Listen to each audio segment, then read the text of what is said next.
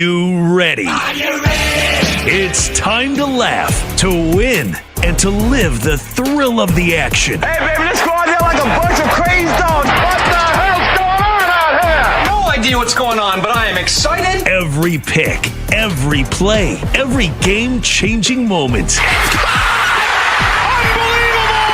This is You Better You Bet, brought to you by BetMGM on Westwood One Sports. And it is a great day to be alive on Westwood One Sports. How are you, everybody? Chris Mack in for Nick Kostos today here on Westwood One Sports. It is You Better You Bet, presented by BetMGM.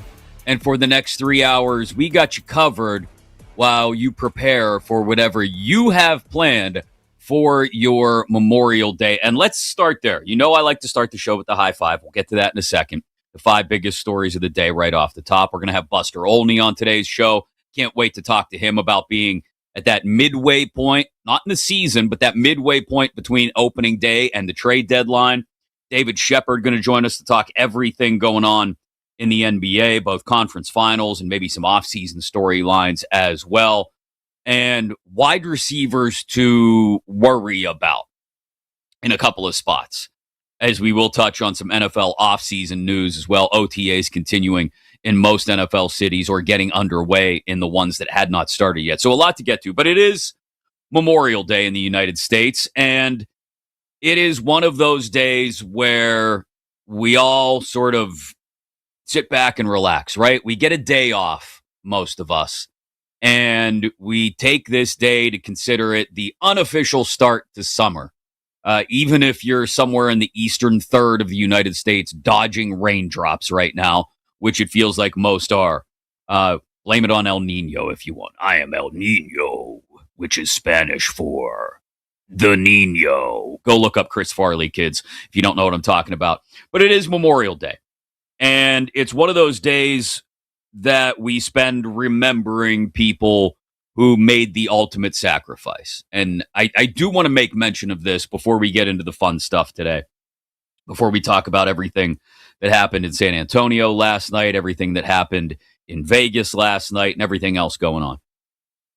It is important to take a moment and stop and remember those that made the ultimate sacrifice today. And to those of you who have those folks in your family who maybe aren't there to celebrate Memorial Day with you because they made that sacrifice, or maybe they came in previous generations of your family. We thank you as well for the sacrifice your families have made.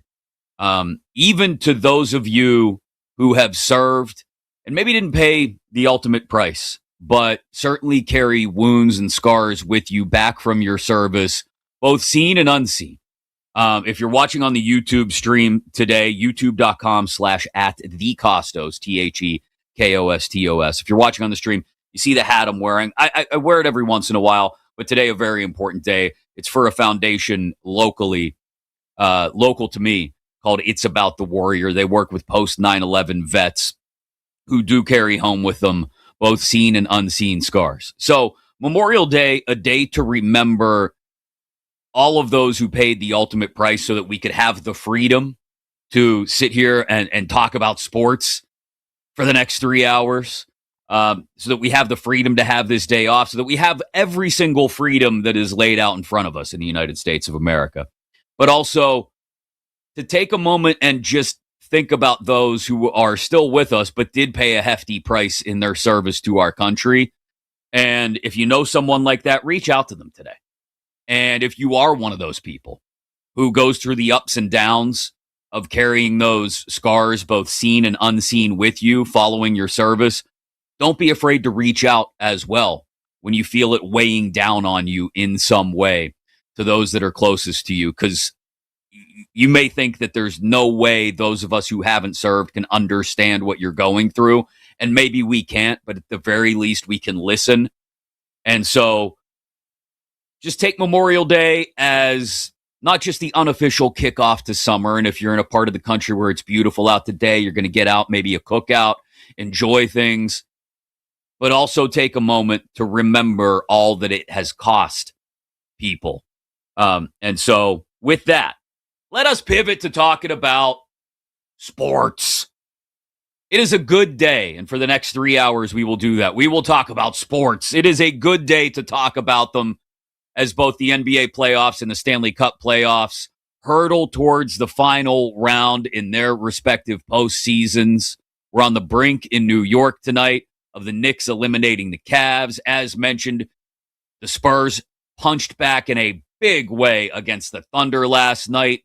The Colorado Avalanche, not just hurting from injuries, but now hurting from the fact that they know there's probably no way they're coming back from 3-0 down to Vegas. And the Carolina Hurricanes on the eastern side of the NHL playoff bracket have knocked off the rust of sitting around and waiting for 11 days between rounds. Plus, as mentioned, we're at sort of the 1/3 pull of the MLB season. So a lot to get to. The 5 biggest stories right off the top. It's the high 5.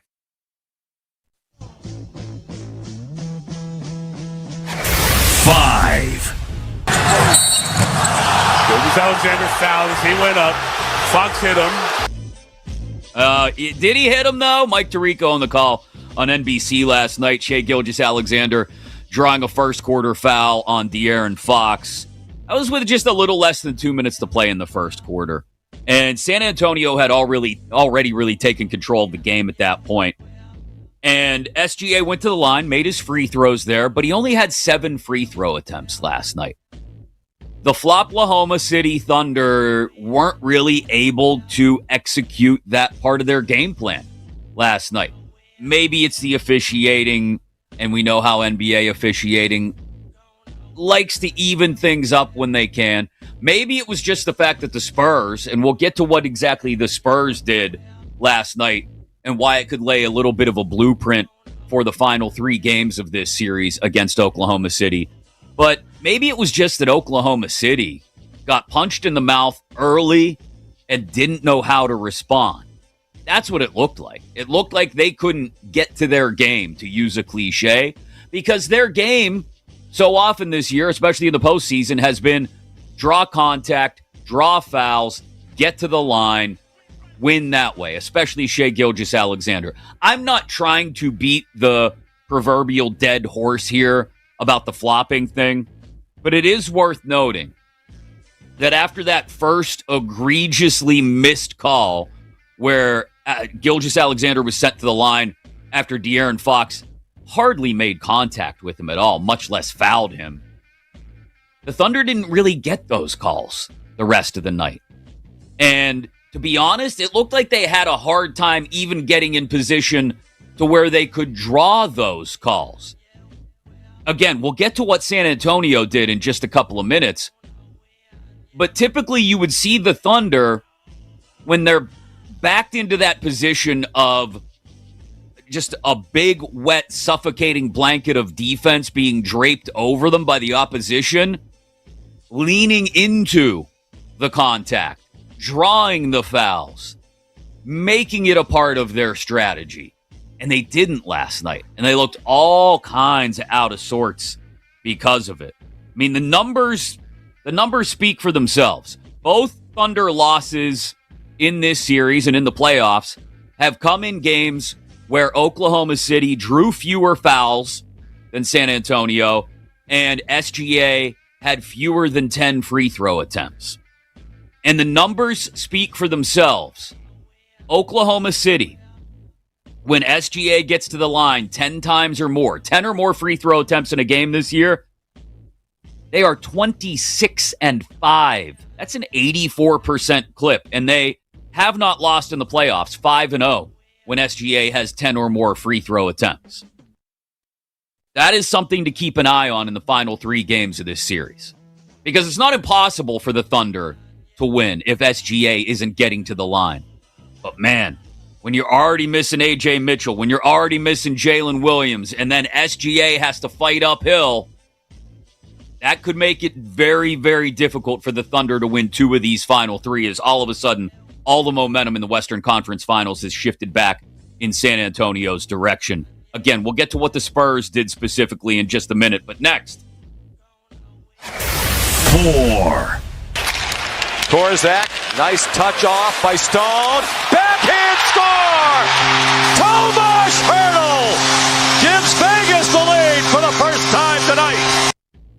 This is a game where we showed some balls. Oh, Torts, the always eloquent John Tortorella, following Sean McDonough's call on ESPN as Tomas Hertl put Vegas up 4-3 in Game 3 last night in the third period against Colorado. Colorado is cooked. I'm sorry, they're done. They were not able to overcome the absence of Cale Makar in the first two games of this series. They get Makar back last night, but then Nathan McKinnon blocks a shot. Credit to him for taking one for the boys, taking one for the team, but then is neutralized after that. I think one or two shifts following that, couldn't really skate. Who knows if he'll be able to play in Game 4 tomorrow night. Now, if you're an Avs fan, you can certainly make the argument that this team has been snake-bitten by injuries to its two best players in this series. You certainly could. But I don't know if that's a good enough excuse for blowing a 3-0 lead last night in a game that you had to have. I don't think it is a good enough excuse because Colorado is wickedly talented. They are. And the fact that they were not able to close that out last night, that's an indictment on everybody else on that bench, behind it, everybody. It's an indictment on the Colorado Avalanche that they looked like a team who got to the Western Conference Finals and just expected things to happen for them. And without Makar in the first two games, and then without McKinnon for much of Game 3 last night, there was no pushback. In fact, they melted down. They melted down, and that cannot happen because there is too much talent on the Avalanche roster to simply wither the way they did. Had not lost all year with a multi-goal lead. They did last night. Credit to Vegas. I don't want to just skim over that part of this. This has been a series that has been about heart and guts.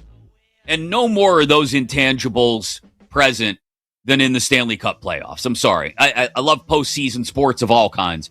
But I don't know if in any sport the intangibles of heart and guts, and as Torts put it there, balls, matter more than the Stanley Cup playoffs. And credit to Tortorella, who can be a real pain in the ass 95% of the time. Not letting his team talk to the media earlier in the playoffs, costing them a draft pick because of it, and just in general, being his old curmudgeonly self. But that is a guy, both through the instance of shutting the media out of the room earlier in this series, and then building off of what I'm sure he said to that team behind closed doors and said publicly last night, has put it to his players to show up to the Western Conference Finals with some guts, with some heart, with some balls, as he put it. And they have. Vegas has been the team that looks like they actually want to move on to the Stanley Cup final, while the Avalanche look like a team looking for an excuse to find a tea time in a couple of weeks. Oh, Makar's out. Oh, McKinnon's hurt now. Oh, well, I guess we're done. Where's the leadership? Aside from your two best players, and I know that's saying a lot, your two best players are now hurt. Makar way less than 100%. Who knows if McKinnon plays in Game 4. But there are enough guys on that roster with plenty of playoff experience who should be standing up in the locker room, making it a point to rally the boys, and they haven't. And the Avs now are cooked because of it. They're not coming back from down 3-0, and it looks like the Vegas Golden Knights will be headed to the Stanley Cup final. Next. 3. I'm never a huge analytics guy. At a certain point, they're a lamppost or a drunk person. You can lean on them, but it won't get you home. So at a certain point, you got to have a good feel for the game. Oh, my God, man. I'm not going to lie. That was Gerald Wright, his quote, man. So shout out Jay Wright. Josh Hart after Game 2 of the Eastern Conference Finals against the Cavs. And Look, I'll be honest. It's a great line. It is. I'll shout out Jay Wright, too. That is a great line from Josh Hart there. Analytics are a lamppost to a drunk guy. You can lean on them, but they won't get you home. You heard Karl Anthony Towns' reaction to it in the background there, too. You'll hear what Kenny Atkinson, Cavs head coach, had to say about analytics a little bit later in the show. But this series isn't about analytics as much as it's just about the Knicks continuing to do what they do, which is make big shots in big moments. Jalen Brunson, the pinnacle of that. Mikal Bridges having a phenomenal series, shooting better than 70%. Everybody is showing up for the Knicks. And so you can look at the numbers however you want to look at the numbers. Go ahead, slice the data any way you want to, Kenny Atkinson, and try and tell me how, according to expected points, we actually won 2 of these games, guys. But no, the Knicks are up 3-0 for lots of very important reasons, including the fact that they've just been the better team. And I suspect they'll close it out tonight as well. And then they'll sit and they'll wait. And that may be the biggest takeaway from this Eastern Conference Finals series between the Cavs and the Knicks, is that they will sit and they will wait. If they win tonight, they'll get an 8-day layoff between the Eastern Conference Finals and the NBA Finals, while the Thunder and Spurs beat each other up out west. And while the Knicks did have to shake some rust in the first half of Game 1 against the Cavs, once they shook it in a big way, following a long layoff between the Sixers series and the Cavs series. Maybe they'll face the same problem and have to shake some of that rust again if they sweep the Cavs tonight. But the way the Knicks are playing, it feels like win number 11 in a row is on the horizon in just a few hours. And it feels like they're going to be really hard to stop, whether they get the Thunder or the Spurs, because they're going to be well-rested and ready to go. Analytics be damned. Next. 2. I just don't like the way that any of this sounds, right? There's a second knee surgery.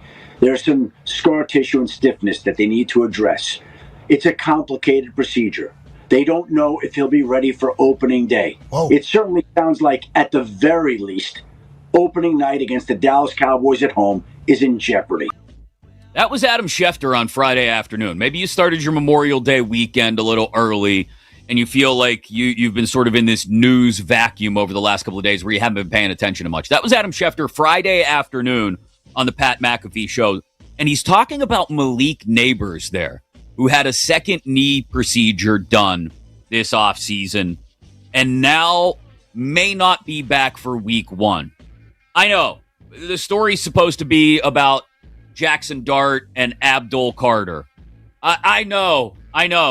The story's supposed to be about Joe Shane, the figurehead GM, getting an extension. Those are things that are, I guess, easy to talk about, low-hanging fruit. The big issue for the Giants is Jackson Dart and Malik Neighbors have played something like 20-some snaps together. That's it. The future of your offense for the G-men is Dart and Neighbors. That's the future of their offense. And if you're going into 2026, once again, not knowing what the status of Malik Neighbors is going to be, whether he's going to be available for week 1 or not, when do you start to build that chemistry? And this is a Giants team that, I'll be honest, I think I'm a little higher on than most people. Like, I could see them getting to 8 wins and coming up with some big ones in a very tightly contested NFC East. But that all goes out the window if Neighbors' knee continues to be a problem. As week 1 approaches, I mean, we're still 3.5 months away from week 1. And we don't know if Malik Neighbors might be ready. That's the big issue. I know you want to talk about Jackson Dart and Abdul Carter. I know you want to talk about Joe Shane, but Giants fans, the one giant thing you should have an eye on is how this Malik Neighbors news progresses throughout the summer. Next. 1. Wiggins got knocked down, wanted the call, didn't get it. Castle leaving for a Wemby. Mike Tirico again on NBC last night in Game 4 between the Spurs and the Thunder. Stephon Castle forces the turnover, and then a little behind-the-back dish to Wemby to put him up 24. It was 84-60 at that point, early fourth quarter. That was one of 20 Oklahoma City turnovers. The aggressiveness on both ends of the floor by San Antonio was remarkable. And apparently, they got a good stern talking to from Greg Popovich immediately following Game 3, and that's what turned this around. And you saw the aggression from the very start. Wemby taking shots early, 4 shots in the first 3 minutes and 19 seconds. Scored or assisted on 17 points in the first quarter. San Antonio, 10 field goals on 10 assists in the first quarter as well. That's a 100% assist rate. They attacked. They got downhill. They got to the paint, where they also won that battle last night, 32-18 points in the paint. They stole the ball, 11-9, better than the Thunder there. They out-rebounded OKC, 52-47. They got to the line a lot more, 32 free throw attempts to 18. And Castle was a major part of that. He was plus 25 last night. Shai Gilgeous-Alexander, minus 18. The Thunder just 1 of 11 from 3 in the first half. They were on their heels the entire time and never found their footing because the Spurs came out a house on fire and did not wait for the game to come to them. That's how and why the Spurs won last night. We'll get into that in a little bit more detail later in the show. David Shepard of SiriusXM NBA Radio going to join us around 11:25 a.m. Eastern, 8:25 Pacific. Buster Olney also in the 11 a.m. Eastern, 8 a.m. Pacific hour. And I've got some concerns about some wide receivers that I think we need to talk about. Not just Malik Neighbors, who I just got done telling Giants fans to be worried about. We'll get to all of that. But coming up next, I laid out some of the numbers just a few minutes ago. I think it's worth asking if the Oklahoma City Thunder can win this series without Shai Gilgeous-Alexander getting to the line.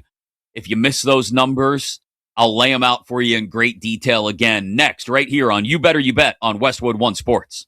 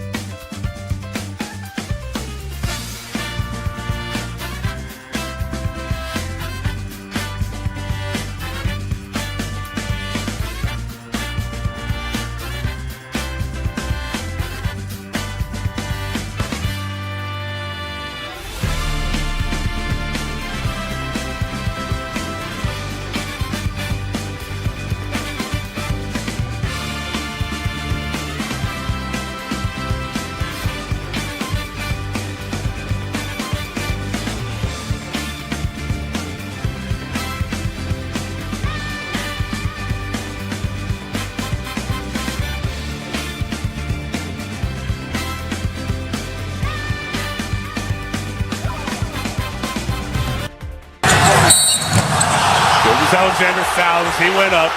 Fox hit him. This is You Better You Bet, presented by BetMGM on Westwood One Sports. That wasn't a foul. What are we doing? Man, people were really, myself included, really ready for things to go downhill from there. Mike Tirico on the call on NBC of that first quarter foul called on De'Aaron Fox when, as we've all now seen, if you watched the game last night or just catching highlights this morning, you can see De'Aaron Fox barely, if at all, made contact with Shai Gilgeous-Alexander, and he flopped his way right to the line. But after that, we didn't see that execution of the Floplahoma plan the way we have at other points in this postseason.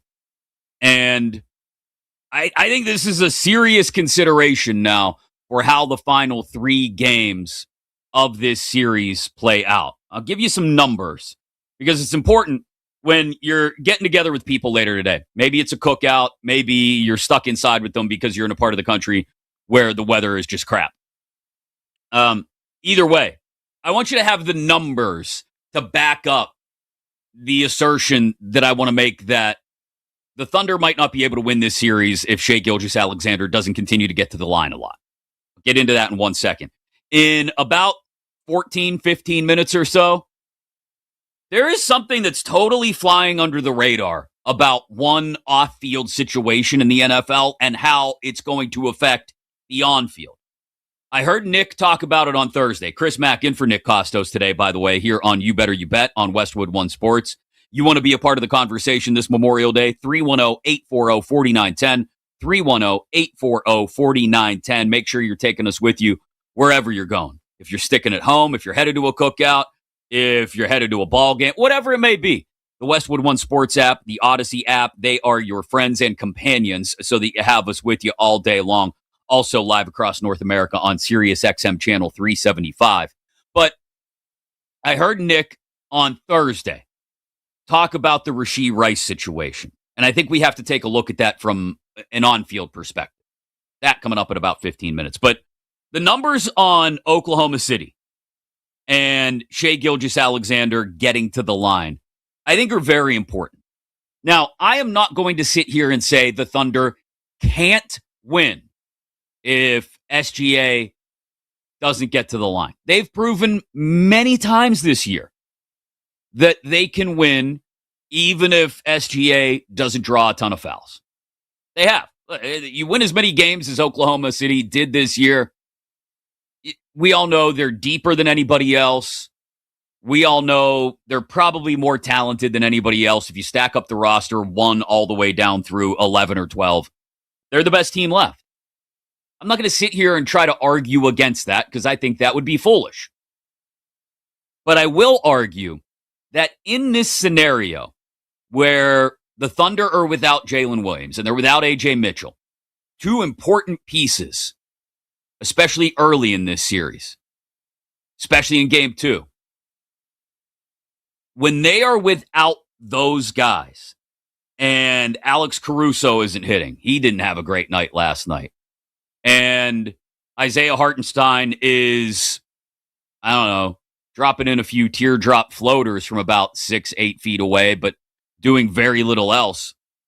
And Chet Holmgren hasn't even really been a part of this conversation in the last couple of games. When it all comes back to the MVP being the MVP, really being the most valuable to his team, the most valuable part of Shai Gilgeous-Alexander's game, is getting to the line. I'm just going to be honest about it. Especially when Stephon Castle and De'Aaron Fox and everyone else they put on him limit him the way they did last night. He's got to get to the line. And Oklahoma City, when SGA gets to the line for 10 or more free throw attempts, have won 84% of your games. 84% of their games they've won this year when SGA gets to the line 10 times or more. They haven't lost in the playoffs, 5-0, when SGA gets to the line 10 times or more. He didn't last night. just 7 free throw attempts. And I think that's the difference here. Now, it also worked that the Spurs were able to play defense aggressively. And again, after that initial flop, you didn't see many more calls go OKC's way. And hopefully we get the last 3 games of this series officiated the way Game 4 was last night. Again, outside of that first call that we just played coming back from break. Because I think if we do, it opens the door to much more entertaining basketball, first and foremost. And it also means that even if the Thunder end up winning 2 of the final 3 games in this series, they do it in a way, I hate to be going the ethical hoops tip here, but let's be honest. They do it in a way that you're not disgusted to watch. Because that's the one thing. I mean, how many people have said it in the last week or so? That it does. It feels like we're beating a dead horse. The whole Flop-Lahoma thing. Which, by the way, I still should copyright so that we can sell some t-shirts in places like San Antonio. But it's just not fun to watch. And you've got more eyeballs on your product, Adam Silver, than at any other time in the year. This time of year is when even the average sports fan who doesn't watch the NBA before Christmas and doesn't care much about January or February or even early March, doesn't really care all that much about the All-Star game, and doesn't really plug into the NBA until the playoffs start, and then really, really pays attention once we get to the conference finals. Those people are watching, and they're seeing your league MVP go down in a heap when he's not even touched. And Tom Haberstra of Yahoo did the study last week. You could go look it up. SGA hits the deck more than anybody else on field goal attempts. Some of those, okay, legit, sure. People get fouled. It's not out of the realm of possibility that Shai Gilgeous-Alexander actually gets fouled from time to time. He does. But the problem is, when you go down in a heap like he did on that call we played to start the segment that De'Aaron Fox got called a foul on, you really make it the average everyday sports fan, or maybe the person who is back and forth between watching the hockey game and the NBA game. They go, oh, I get the captain of one team over on the other channel laying his body in front of 90-mile-an-hour slap shots. God knows what happening to his knee, and then trying to drag himself back out on the ice in the following period. I got that guy on one channel, and then I got this guy over here flopping around like a fish out of water. The average sports fan doesn't want to watch the flop fest. They want to watch good, hard, physical basketball. And if that's the way this is allowed to be played over the final 3 games, the Spurs are going to win the series. Because if Shai Gilgeous-Alexander does not get to the line a lot, the Thunder are fighting uphill. It's not to say that they can't win the series or that they won't. They could turn around with a haymaker in Game 5 right back towards the Spurs and take control back. They could. That's possible. I just don't think it's probable. If San Antonio is permitted to defend as aggressively as they did last night in Game 4, and the Thunder aren't getting the calls that they have gotten more often than not in this postseason. If at least 2 of the final 3 games of this series are officiated the way last night's game was, the Spurs win the series. And I'll be honest, that's the way I want to see it officiated. It's not just my cold, dead, black heart of a Gen Xer who wants to see every NBA playoff game turn into Lambeer versus McHale. No, that's not what I want to see necessarily. But I sure as hell don't want to see Shai Gilgeous-Alexander go up for an 18-foot jumper, have De'Aaron Fox within a foot of him, and SGA hits the deck like Lee Harvey Oswald is up there in the rafters taking him out. It's just not as fun to watch. And also, it's going to lead to the Thunder losing this series if they continue to try to use that as their primary tactic. I'll tell you exactly what the Spurs did and how I think it lays the blueprint for them maybe winning the next two games, coming back from 2-1 down and winning this series 4-2. We'll do that in about an hour. Top of the hour, everything that's going on in the Western Conference Finals is just laying out perfectly for the Knicks on the Eastern side. That coming up at 10 Eastern, 7 Pacific.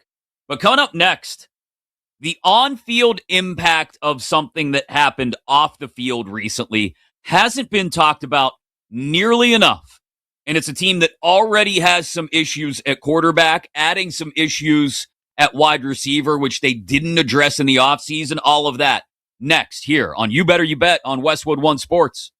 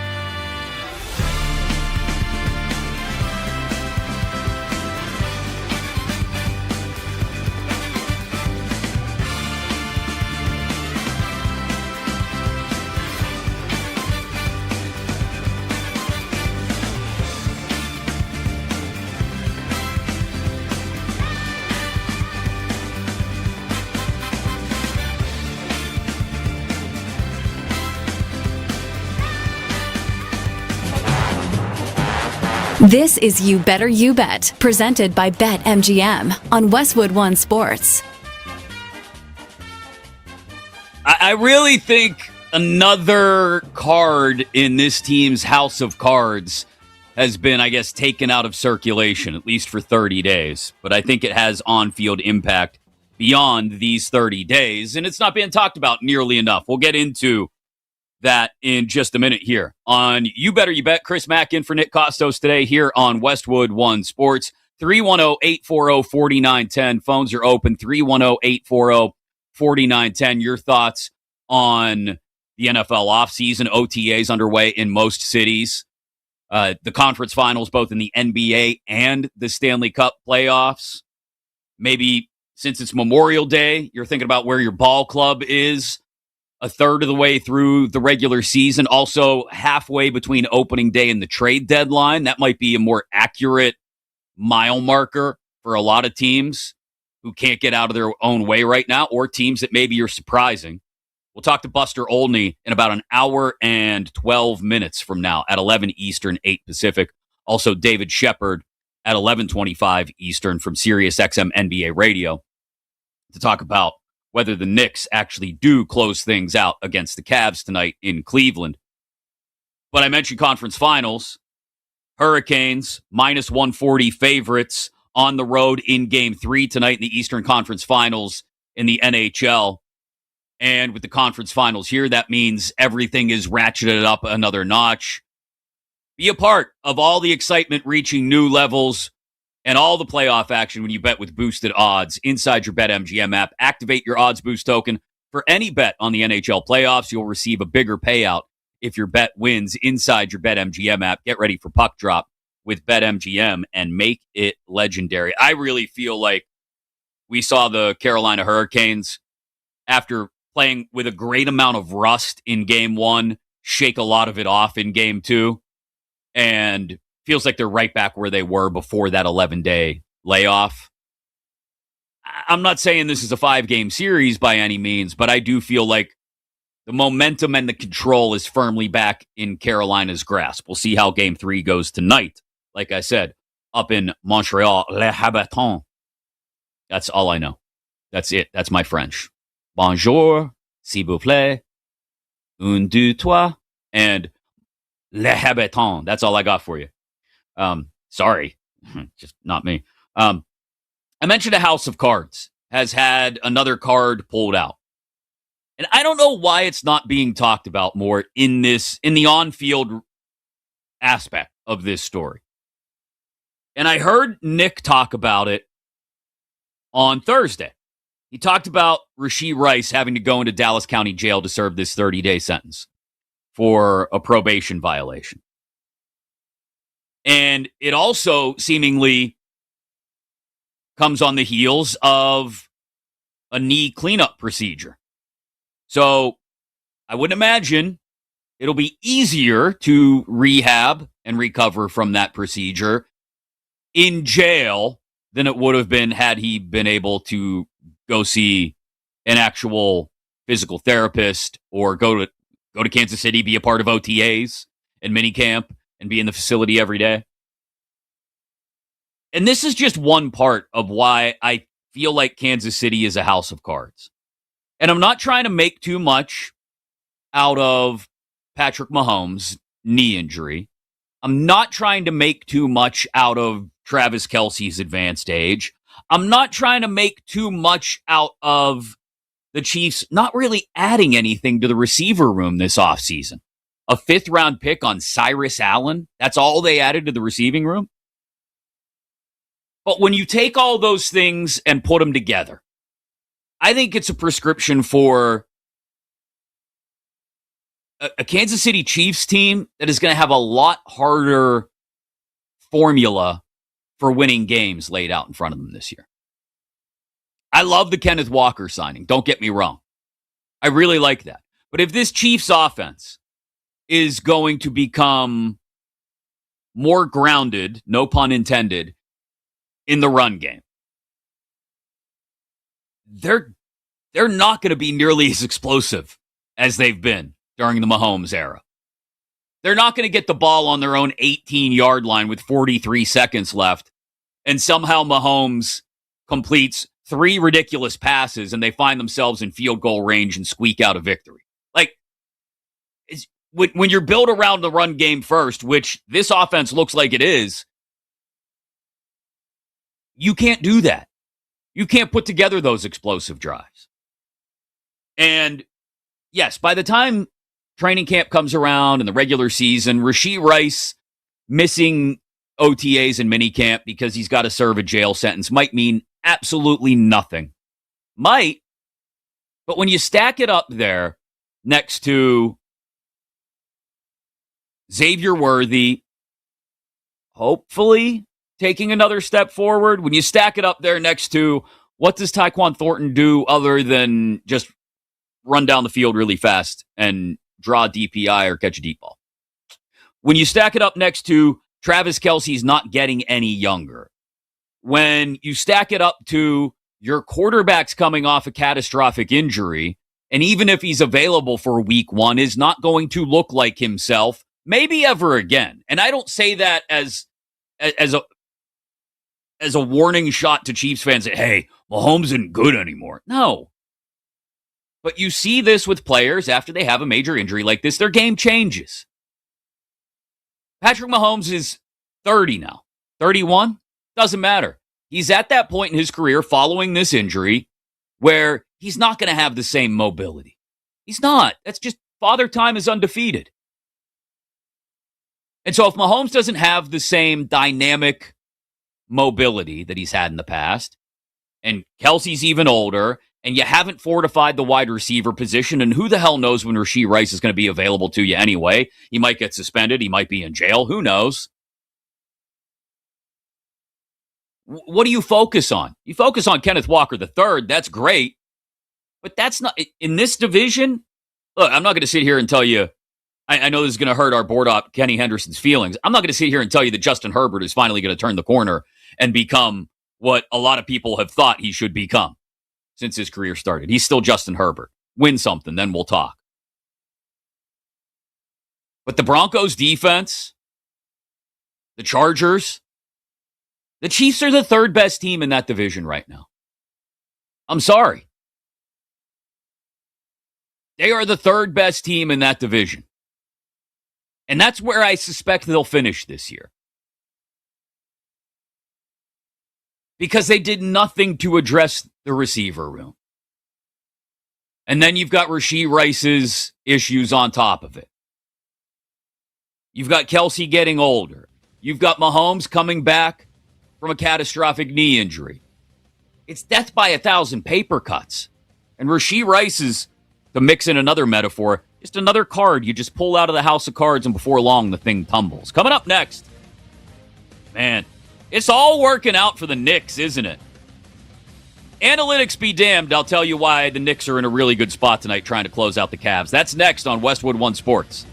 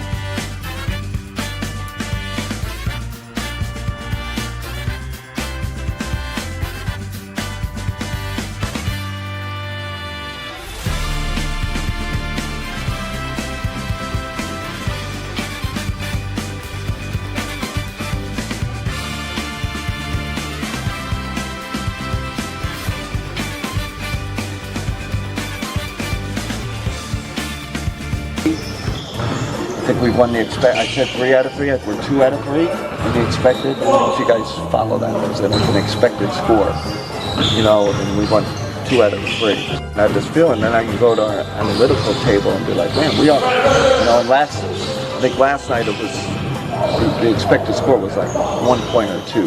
General public, no one wants to, everyone's outcome based. And, sure, I get that too. This is You Better You Bet, presented by BetMGM on Westwood One Sports. Everything is made funnier by the Curb Your Enthusiasm theme. I'm sorry. Chris Mack in for Nick Kostos today here on Westwood One Sports. It's You Better You Bet, presented by BetMGM. Kenny Atkinson, head coach of the Cleveland Cavaliers yesterday, talking about how the analytics say that they've won 2 out of the 3 games in this series. And, game 3, it was within a couple of points. I mean, come on. What are we talking about here, guys? I know the average person doesn't like numbers. They just want to see the outcome. Yes, Kenny, that's what the playoffs are about. It's what sports are about. It's about winning. What are we doing? I don't know if it was just him kind of flailing around, trying to find something to feed his players and his fans. Like, hey, listen, I know it feels bad, but it's not that bad. We got a shot. Really, Kenny? Do you? I'll give you an analytic. How about 163? How about 0 for 163, Kenny? NBA teams who've gone down 0-3 in a playoff series have gone 0 for 163 and coming back to win that series. In fact, something like 61% of them, 60% of them lost in game 4. Didn't even get the gentleman's sweep. This thing's done. It's over. Kenny Atkinson prattling on about analytics. Bro, you're not as good as them. And your stars haven't shown up. And really, your team has been mentally cooked since you tried to take multiple timeouts home with you in game 1. Despite everything collapsing around you, you're like, well, I could carry these over to the next game, right? Like, don't I put these in a 529 and maybe my kid can use these timeouts in college? Maybe? No, Kenny, that's not how it works. But really, you can make anything. Like, that rant is, mildly bemusing or befuddling when you just listen to it straight with no music behind it. But you put the Curb Your Enthusiasm theme behind it, it's instantly chef's kiss, instant NBA humor reel. And here's the thing. Once the Cavs are out of the way, and they probably will be as soon as like 11 o'clock tonight. Once the Cavs are out of the way, the Knicks are going to have time. They're going to have time to sit and wait. What's tonight? The 25th, right? Okay. So the NBA Finals start on, I want to make sure I have the right date. Come on, calendar. Work with me here, kids. The NBA Finals start on June 3rd. And today's the 25th. 6 days to the end of the month. So 26, 27, 28, 29, 30, 31 days in May, right? And then 1, 2. That is 8 days off. 8 days off. And you go, well, I mean, you never know. Could get rusty. Yeah, we thought they were going to get rusty after the Sixers sweep. And admittedly, there was a little rust to shake off in the first game. They did have to storm back in the fourth quarter and have an otherworldly comeback to win game 1. But they did. So, look, they might not be playing the Cavs in the next round, and it might not be so easy to shake off the rust and come back from 22 down or whatever it was in game 1. Might not work out that way against San Antonio or Oklahoma City.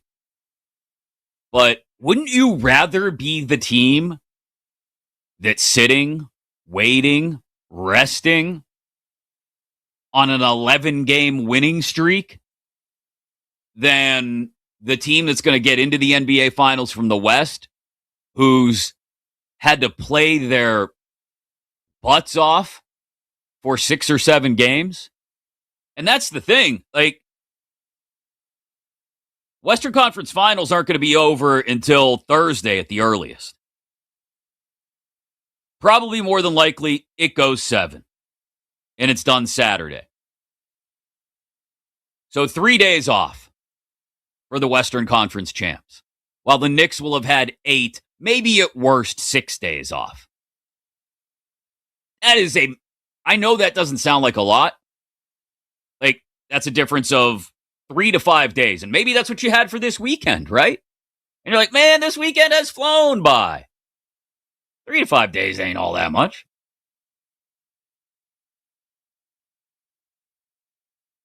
But it is a massive advantage this late in the year. Massive advantage. Especially when they've already had the rest in between the conference semis and the Eastern Conference Finals. Mark Summers in the YouTube chat. I see Chris Mack drew the short straw for the holiday show. First of all, it's not a short straw. I gladly volunteered for today's show because the weather's been crap where I live, okay? It's been raining for like 4 days. And I said, you know what? Even if the weather were nice, this show's over at noon Eastern. I live in the Eastern time zone, my friend. I do this show. I got the whole day in front of me. Mark also said that 9 days off did mean rust for the Knicks before the Cavs pooped the bed. Those are his words, pooped the bed. Wouldn't it be the same against a better opponent? Yeah, I firmly believe, Mark, that it will be harder to shake off the rust against OKC or San Antonio for the Knicks. Firmly believe it. But that series isn't going to be short. That's going to be a long series. And if you're the Knicks and you have the advantage of playing just 14 postseason games to whatever San Antonio may have played by the time they get there. Spurs took 5 games in the first round, 6 games in the second round. This one's going at least 6. I mean, the Spurs will have played 17 or 18 games to the Knicks 14 or 15. And again, it sounds like no big deal. That's a 1 or 2 game difference, Chris. What the hell does it matter? Matters a lot. Because these aren't games of patty cake that the Spurs are playing against the Thunder, or that the Thunder are playing against the Spurs for that matter. They are physical. And the Knicks are out here just drubbing Analytics Atkinson and the Cavs. And they're going to be fresh. Fresh as a daisy. So even if let's say the rust affects them to the extent, right, Mark? And thank you for jumping in the chat on your Memorial Day morning. I appreciate that. Let's say the rust even affects the Knicks to the extent that they lose game 1 of the NBA Finals. And let's even say it's ugly. Let's say they have a cold shooting night. Things just feel disconnected. Nothing's quite right. They're on the road. Everything's off. Long layoff. Do you really think that whether it's Oklahoma City or San Antonio, that the NBA Finals aren't going to be a longer series, at least 6 games? And that the cumulative effect of that rest between the second and third series and then the third and fourth series isn't going to have the Knicks in a much better place physically than either team from the West when we get to game 4, game 5, game 6 of the NBA Finals? It will.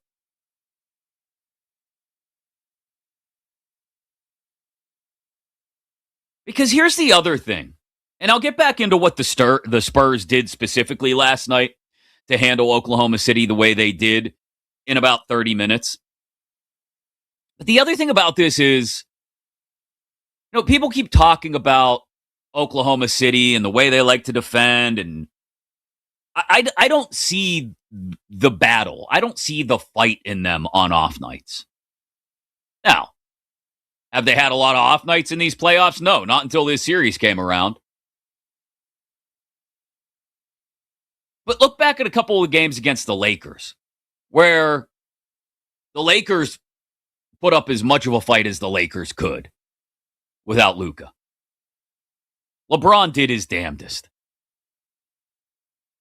But the Thunder didn't really have to find a way to bring it on their off nights, even when the Lakers were bringing it as much as they could.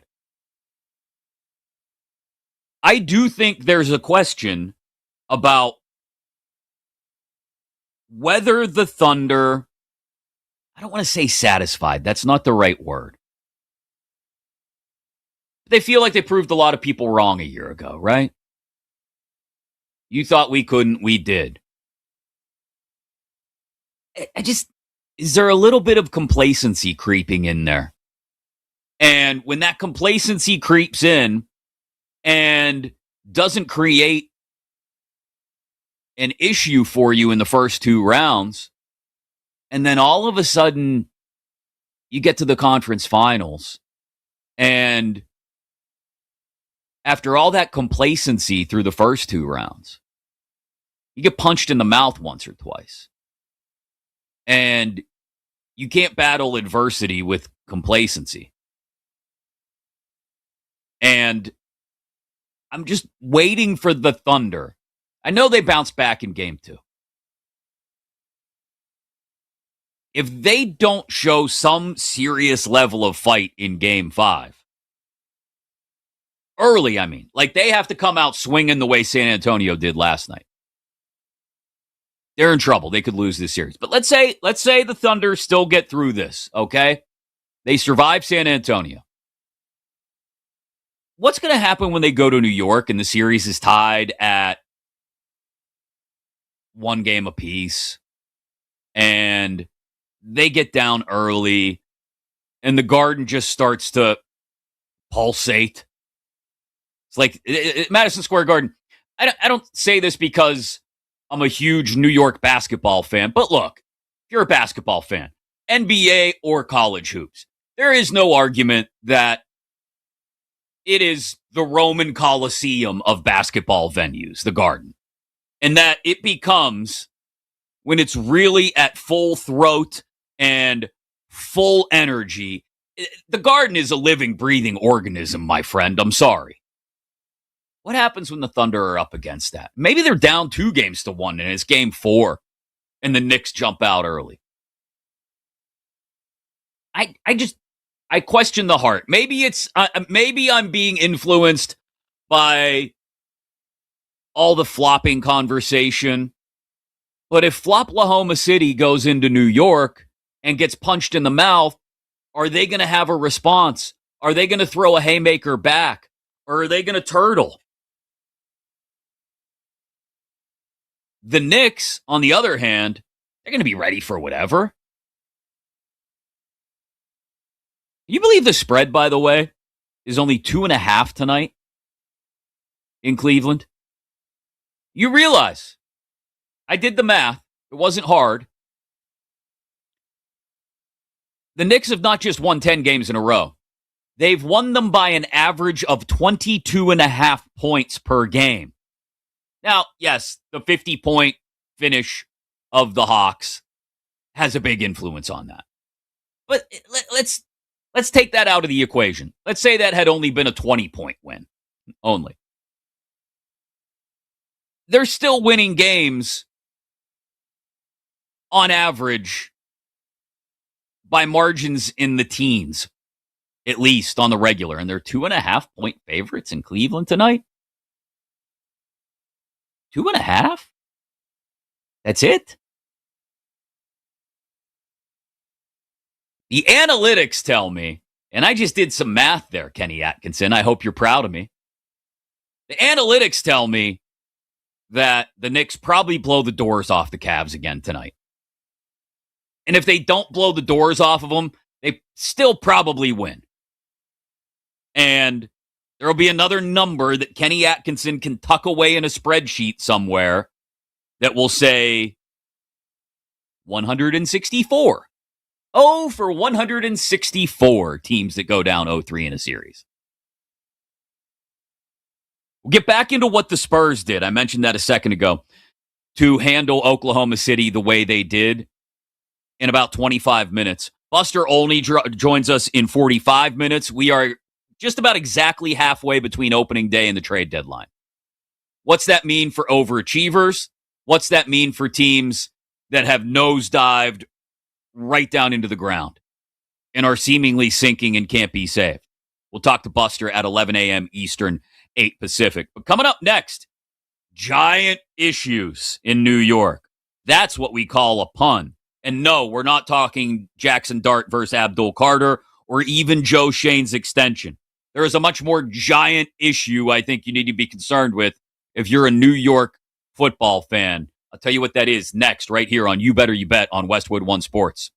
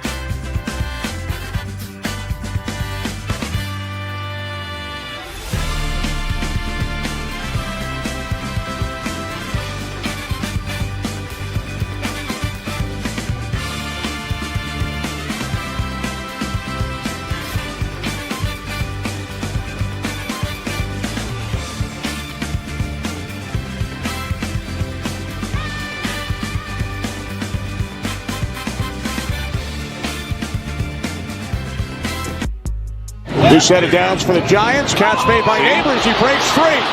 Neighbors down the sideline. He's going to take this all the way.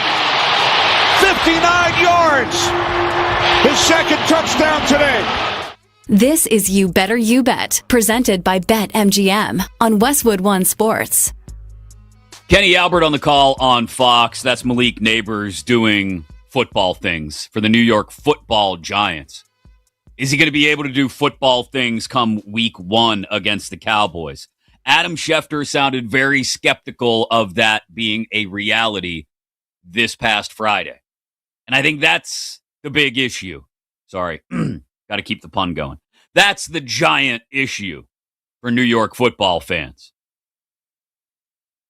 I'll let you hear exactly what Schefter had to say in just a second on the Pat McAfee show on Friday afternoon, because I realize it's Memorial Day weekend. And Memorial Day weekend is one of those, I don't want to call it a floating weekend, because it's, it's always the last full weekend of May. Or it's the last Monday in May.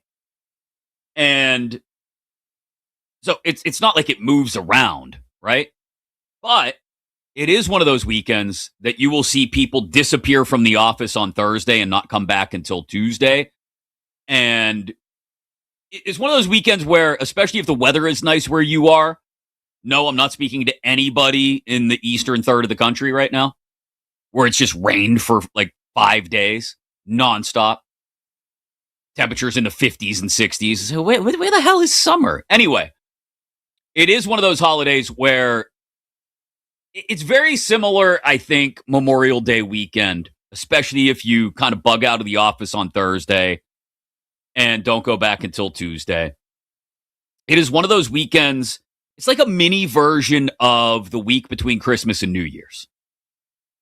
You know how the week between Christmas and New Year's, you never really know what day of the week it is. And you just know that you're going to sleep in probably, and you're going to turn on a random nondescript bowl game at like 2:30.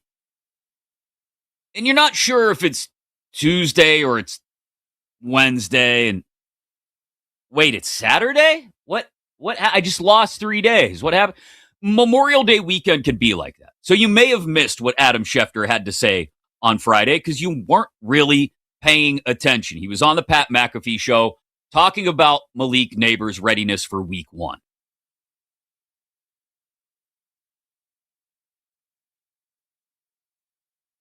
He was Kenny. He was on the Pat McAfee show, Adam Schefter was talking about Malik Neighbors' readiness for week 1.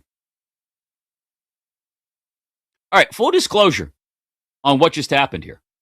We're going to play it in a second because I know Kenny's got it re-racked now. Rack it. I know you're going to play it now. Just hold on. I want to explain to everyone what happened here, Kenny, because you can't really explain it for yourself because you have literally no voice right now. Kenny, who has some sort of random illness, thankfully is sitting in a different room than me. And sounds like if Barry White and a frog mated. It's like way down here, and it's kind of croaky, but it's even lower. It's kind of low down here. So I'm not going to ask him to explain himself. But he typed a little note to me. He's like, hey, can play that Schefter sound if you want to throw to it. I'm like, awesome. Kenny's all over it. He's on top of it. I wasn't even thinking of doing that here. I was just going to explain it myself. But no, let Shefty do it. And then I cued it. And instead, Kenny whiffed. Like that was a 3-1 letters high fastball, and you just watched it. You just watched it. I know you've got a million things going on, so I'm done busting your balls for now. So Adam Schefter, this past Friday on the Pat McAfee show, talking about Malik Neighbors' readiness for week 1. I just don't like the way that any of this sounds, right? There's a second knee surgery. There's some scar tissue and stiffness that they need to address. It's a complicated procedure.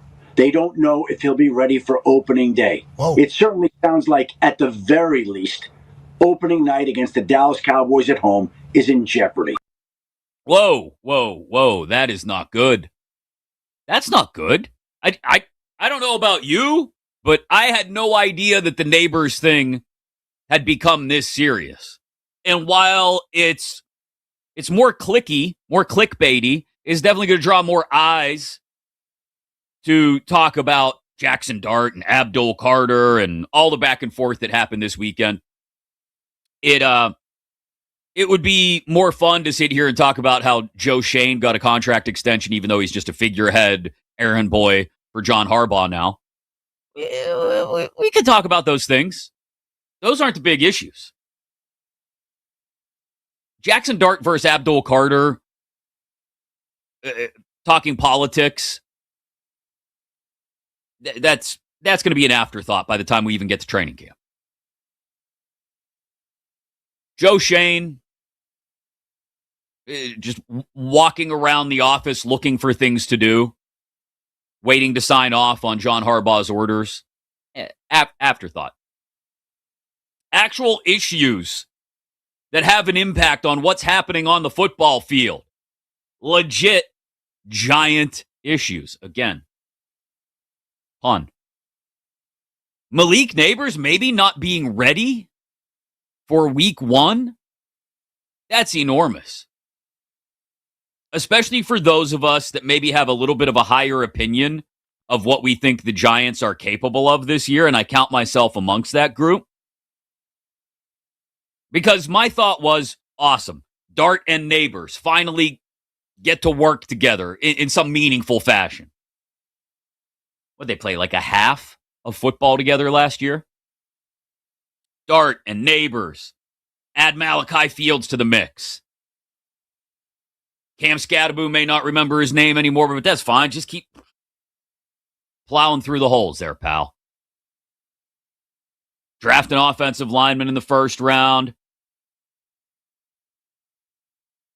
Add an excellent defensive piece, an incredibly athletic defensive piece in Arvell Reese to a defense that's desperate for those kind of players.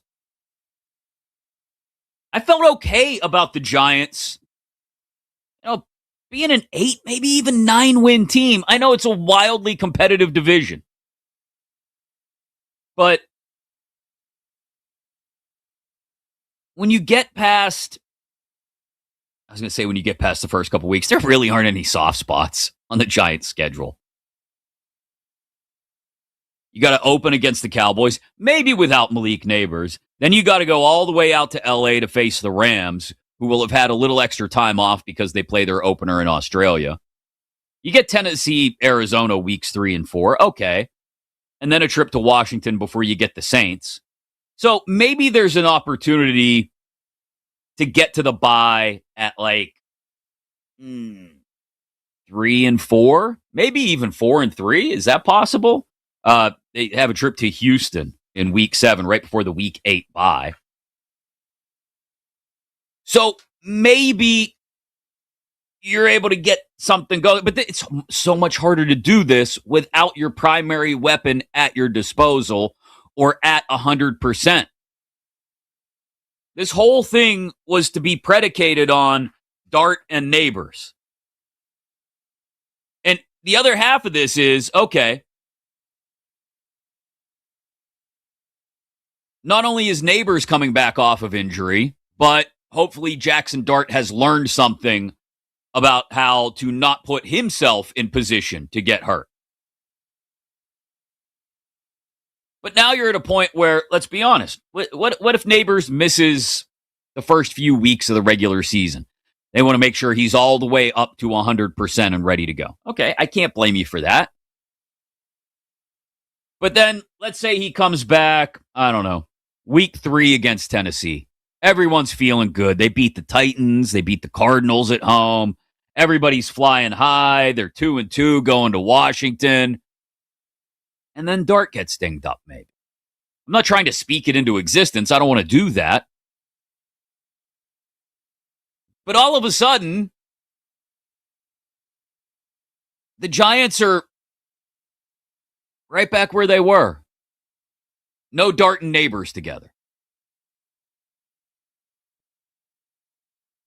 And then what happens is Dart comes back maybe after a couple of weeks.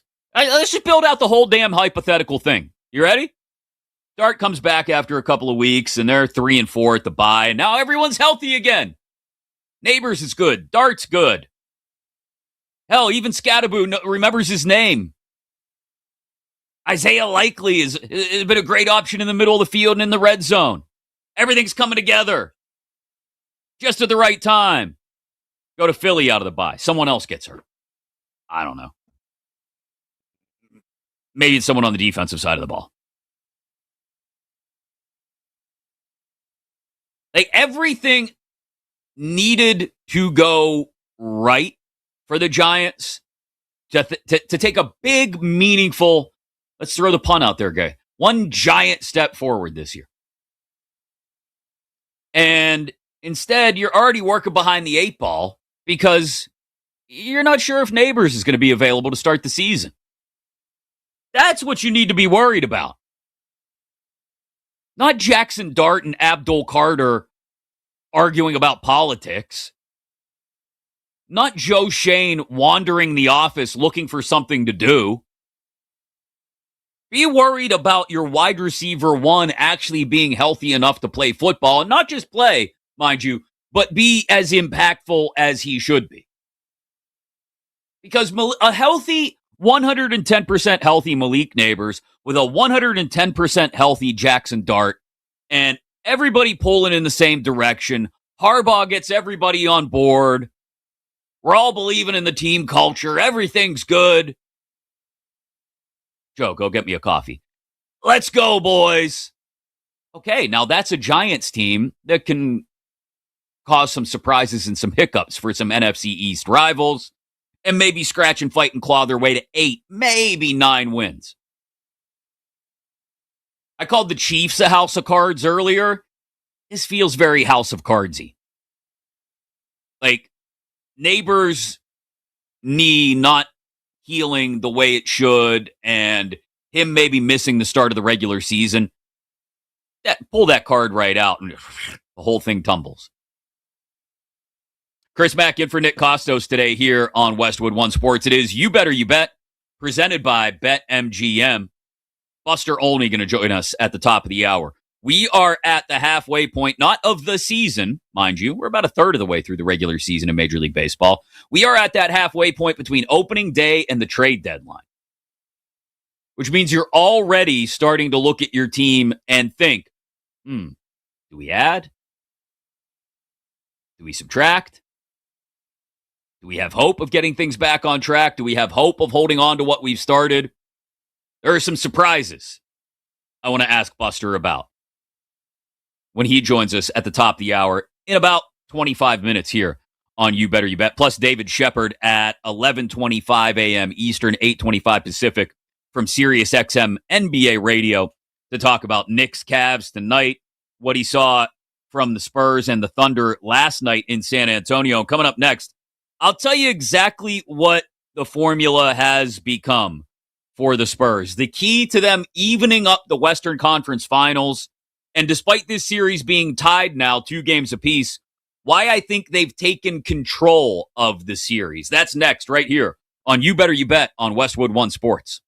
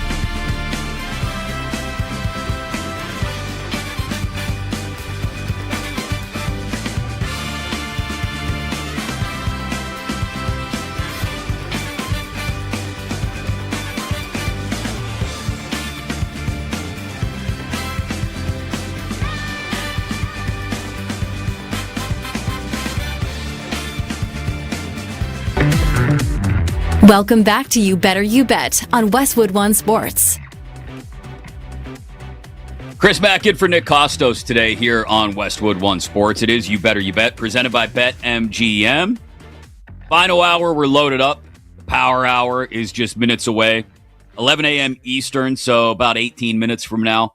Buster Olney, senior MLB writer for ESPN. David Shepard of SiriusXM NBA Radio also going to join us. Buster in Kansas City, I believe it is, for Yankees Royals this afternoon on ESPN. David going to join us to talk about Spurs Thunder last night as well as Knicks Cavs tonight. I'll tell you exactly why it worked for the Spurs last night. They've got a secret weapon at their disposal. It probably isn't being talked about enough. I don't think anyway. Get to that in a second. Whatever you're watching, Stanley Cup playoffs, NBA, MLB, doesn't matter. Got golf, you got the French Open, million things going on. World Cup right around the corner. BetMGM players, you receive an Any Sport Parlay Boost token inside the app. Use it on a wager made up of any sports to your bet slip. Activate the token. You win your wager that was made with that Any Sport Parlay Boost token.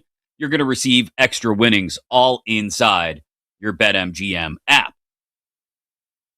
I'll tell you what's working for the Spurs. They've got a secret weapon. It's Greg Popovich. That's the secret.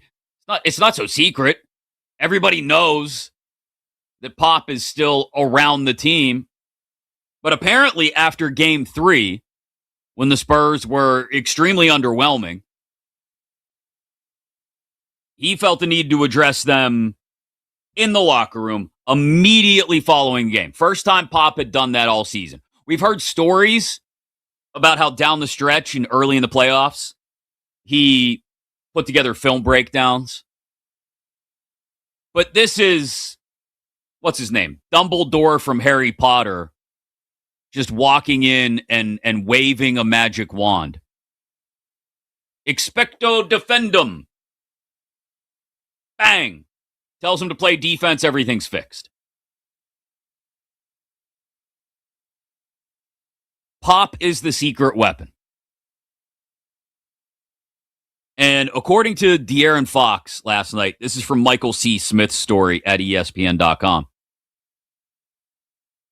By the end of the night after Game 3, or the night of Game 3, when discussing what they needed to do in Game 4, the Spurs talked about, this is a direct quote, not only the desire to hit back, but the need to hit first. And so they attacked aggressively, both ends of the floor. Victor Wembanyama, 4 shots in the first 3 minutes and 19 seconds. Scored or assisted on 17 points in the opening quarter. San Antonio, 10 made field goals on 10 assists in the first quarter. Only the 4th time this season it finished a quarter with a 100% assist rate. And over the first 7 minutes and 41 seconds of the game, Wemby had outscored the Thunder 11-8. That was the offensive aggression. Defensive aggression, go to work, Steph Castle. Stephon Castle took on the bulk of the defensive responsibility on Shai Gilgeous-Alexander. SGA finished 6 of 15 last night on just 19 points. Castle specifically held him to 2 of 6. Had help from De'Aaron Fox, Dylan Harper, Devin Vassell, Julian Champagnie. Takes a village. Harrison Barnes and Victor Wembanyama occasionally helping out with double teams as well. Thunder were 1 of 11 from 3 in the first half.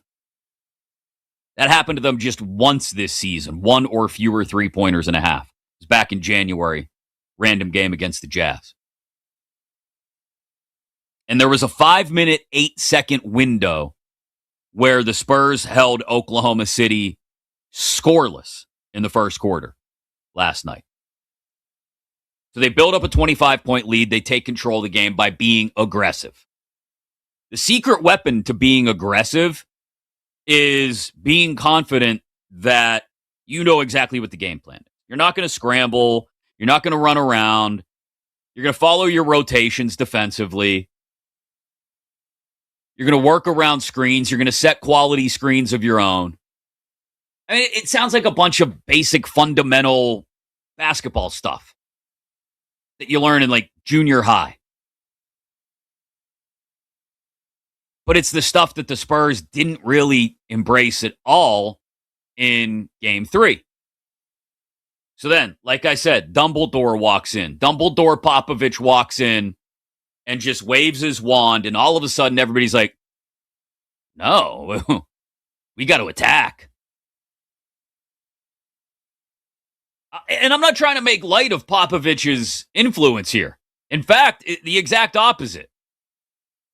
OKC doesn't have Pop walking into the locker room after a particularly ugly loss. Like, oh, I don't know, last night's the first time the Thunder had scored that few points in nearly 5 years. No, over 5 years. January 2021, I think the last time the Thunder were held to as few as 82 points. They don't have Dumbledore walking in and telling them that they're special, Harry Potter. Like, they don't. Now, are they still the more talented team? Especially when you go all the way down the roster, 1 through 12? Sure. Do they still have the ability to dominate a game, as we saw in Game 3? Yeah, but if this series is going to become a series of haymakers, which it really feels like it's become over the last few games, it's Rocky and Apollo just swinging wildly for each other's heads and connecting. Are we confident that the Thunder are able to gather themselves after that punch they took last night and throw back their own vicious haymaker in Game 5 tomorrow night? Especially if it means doing it without Jalen Williams, without A.J. Mitchell, and Chet Holmgren playing like, I can't use the word that Kenny used in the chat to describe it. Not playing well. Not playing like he's really physically engaged in the series. That's the guy who's, as much as we want to talk about SGA and Floplahoma and all that, he's got an MVP award to his credit this year. The guy whose reputation is going to take the biggest hit, I think, if Oklahoma City doesn't get past the Spurs, it's going to be Chet Holmgren. Hey, I get it. Wemby is a singular entity. He's an alien. So we're not going to ask you, Chet, to single-handedly take care of Wemby. Hell, we went out and signed Hartenstein for you. So you got Isaiah Hartenstein, you've got Chet Holmgren. You should be able to handle Victor Wembanyama. Not like handle him, take him out of a game or take him out of a series, but somewhat neutralize his effect on the game.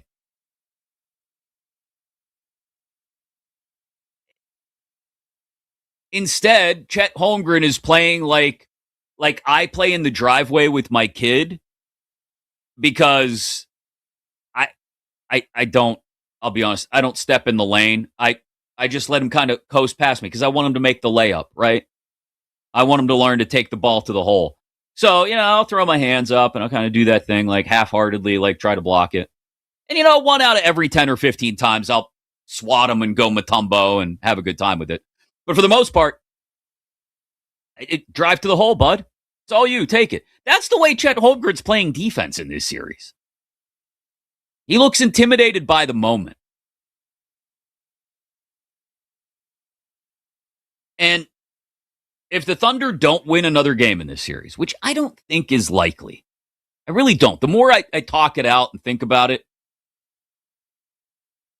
this is going 7. But if the Thunder don't win this series, or worse yet, don't win another game in this series, that's the guy, I think, whose reputation takes the biggest hit. Not SGA. It's Chet. Because he looks afraid. Like, intimidated by the moment is the best way to put it. What are you scared of, man? You got a ring. You got nothing to lose. Go to the rack on offense. Get aggressive defensively. Go after the basketball. What are you... They literally signed Hartenstein so you could play more aggressively. That's why they did it. Why aren't you doing that? We'll ask David Shepard of SiriusXM NBA Radio what he thinks about Spurs Thunder and, of course, whether the Knicks close out the Cavs tonight in Cleveland or not. That coming up in about 30 minutes or so, right around 11:25 a.m. Eastern, 8:25 Pacific here on Westwood One Sports. You know, I went through that whole segment earlier talking about Rashee Rice and the Chiefs being a house of cards. And it's on me. It's on me. I let it slide that Tyreek Hill is trying to become a DJ. I mean, doesn't that feel like the next logical progression? I mean, this is the Le'Veon Bell, Antonio Brown path towards football irrelevancy that Tyreek Hill is on.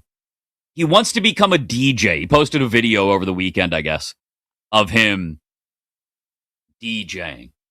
I mean, he didn't really look like he was doing much, but standing behind the deck, like, you know. And then it was time to play another song, and he hit a button. Like, man, you really DJing?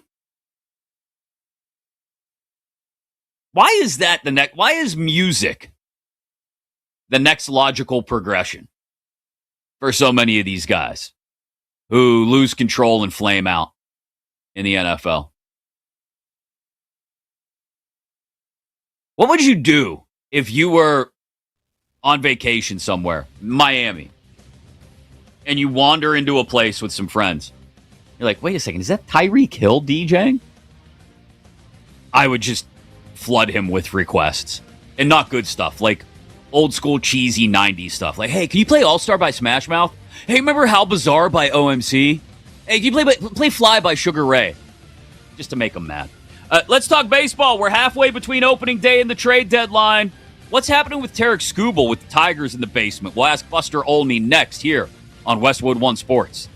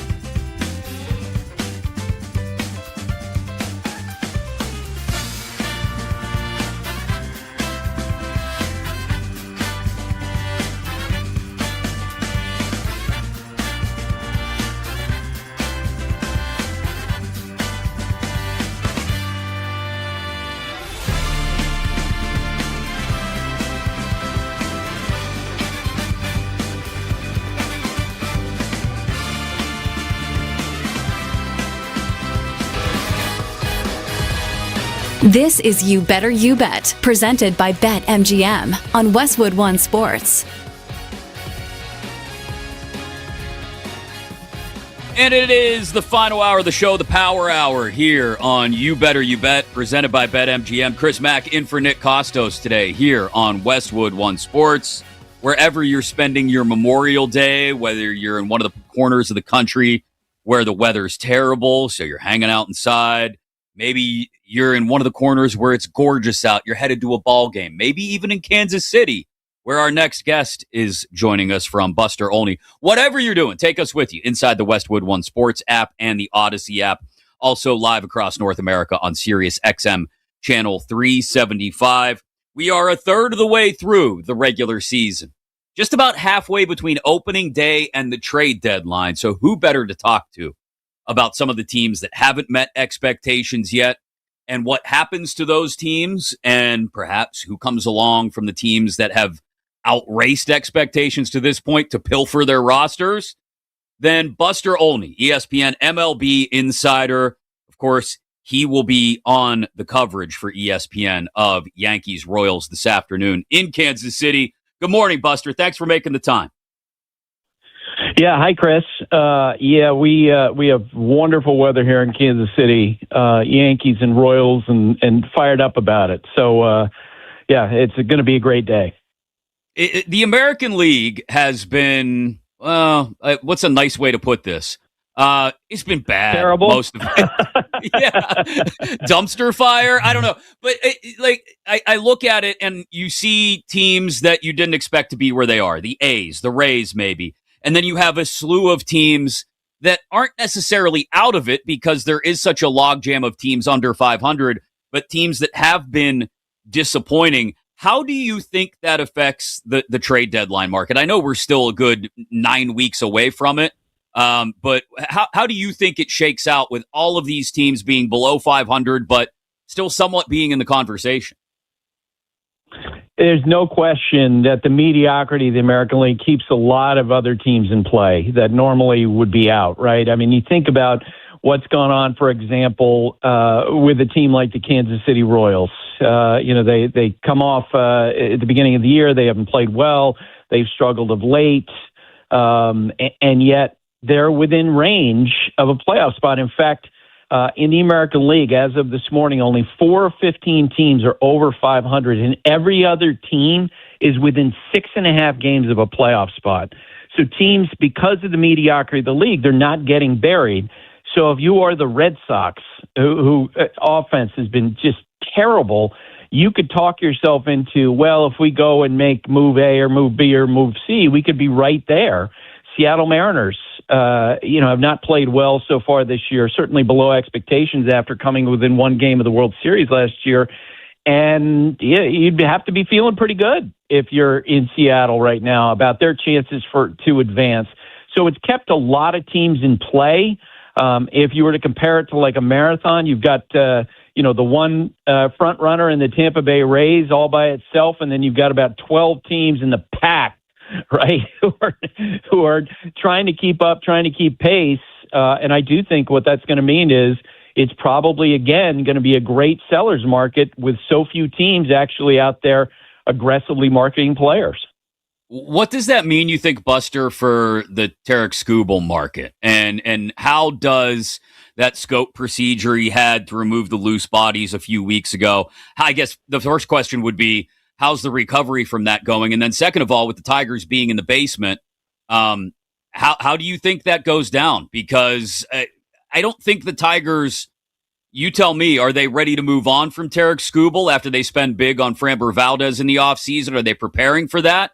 And are they as shocked at their placement in the standings as maybe everybody else is? Oh, I'm sure they're shocked at how poorly they played. I mean, they just also have been just hit by this wave of injuries this year. Look, Skubal is coming back very quickly, and that's what Scott Boris's agent has referred to it as the Skubal scope. This new nanoscope procedure that he underwent, it's not as invasive. It meant that he didn't have the shutdown time that we see pitchers go through this through the elbow surgery. And if he comes back in mid-June, and that's what I've generally been hearing about a timeline for him, if he comes back in early mid-June, it's going to leave about 10 starts before the trade deadline. And look, the Tigers, we talked about the mediocrity of the American League, which means that if you go on a bit of a run, you could be right there. But if they don't, then the question becomes, will the ownership, will Scott Harris, their head of baseball operations, decide to move?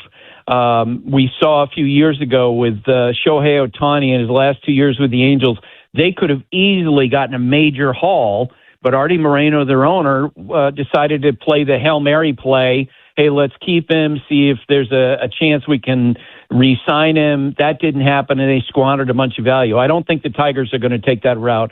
I had a rival general manager say to me the other day that Scott Harris is objective, and he's going to look at the numbers for the Tigers, decide whether it makes sense to flip Skubal for value, because the Tigers have to know by now he's not going to re-sign there.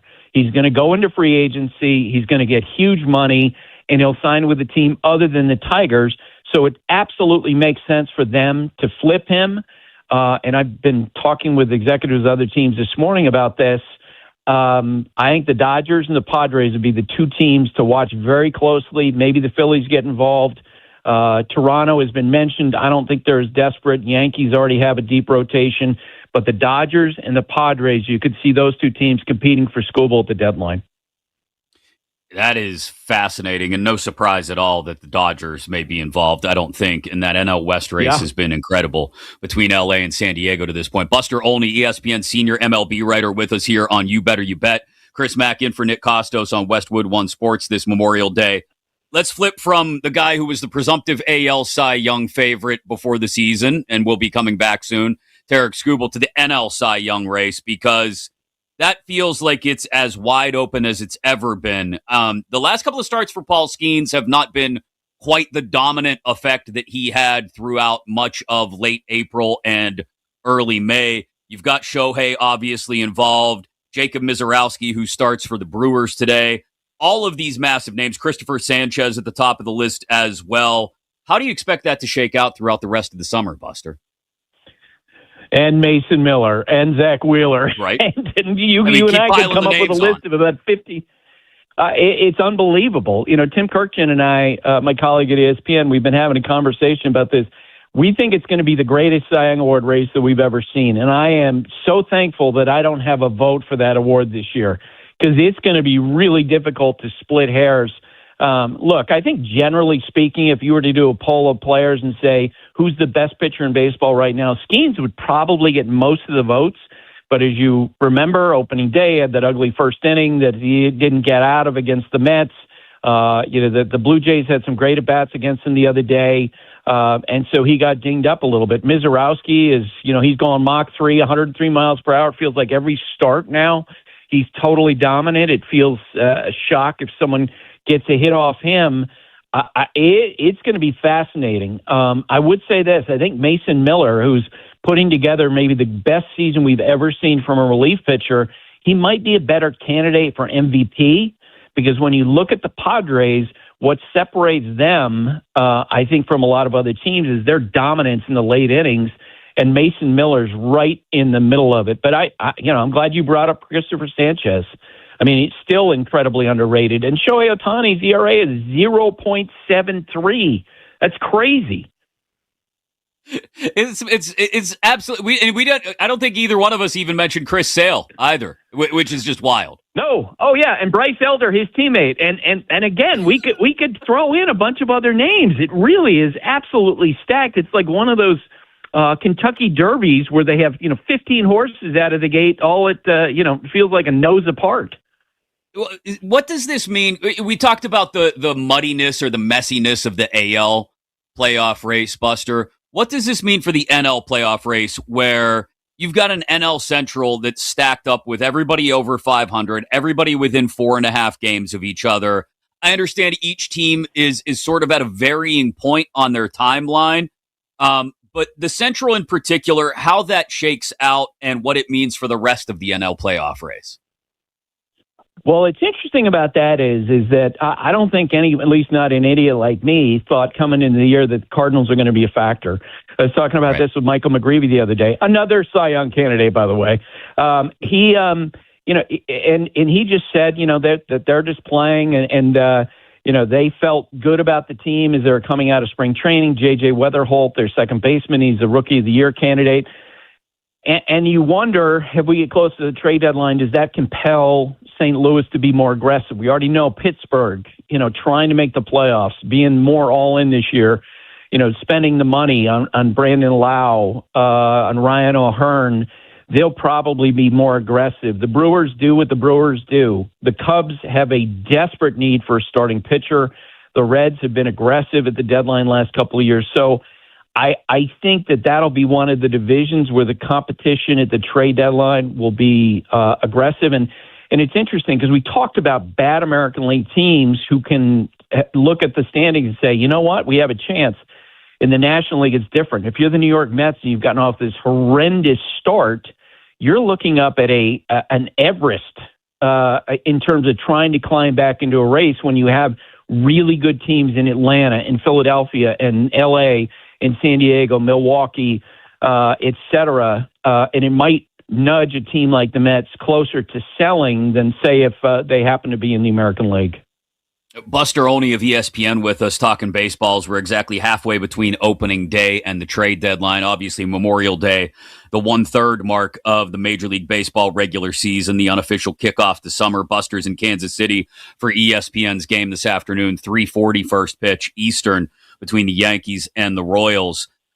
When do you think the Mets decide to pull the plug, Buster? Because you mentioned it's a seller's market, so it probably behooves them to try and wait teams out as long as possible toward the deadline, or would they rather get out ahead of this and see if they can't maximize some return?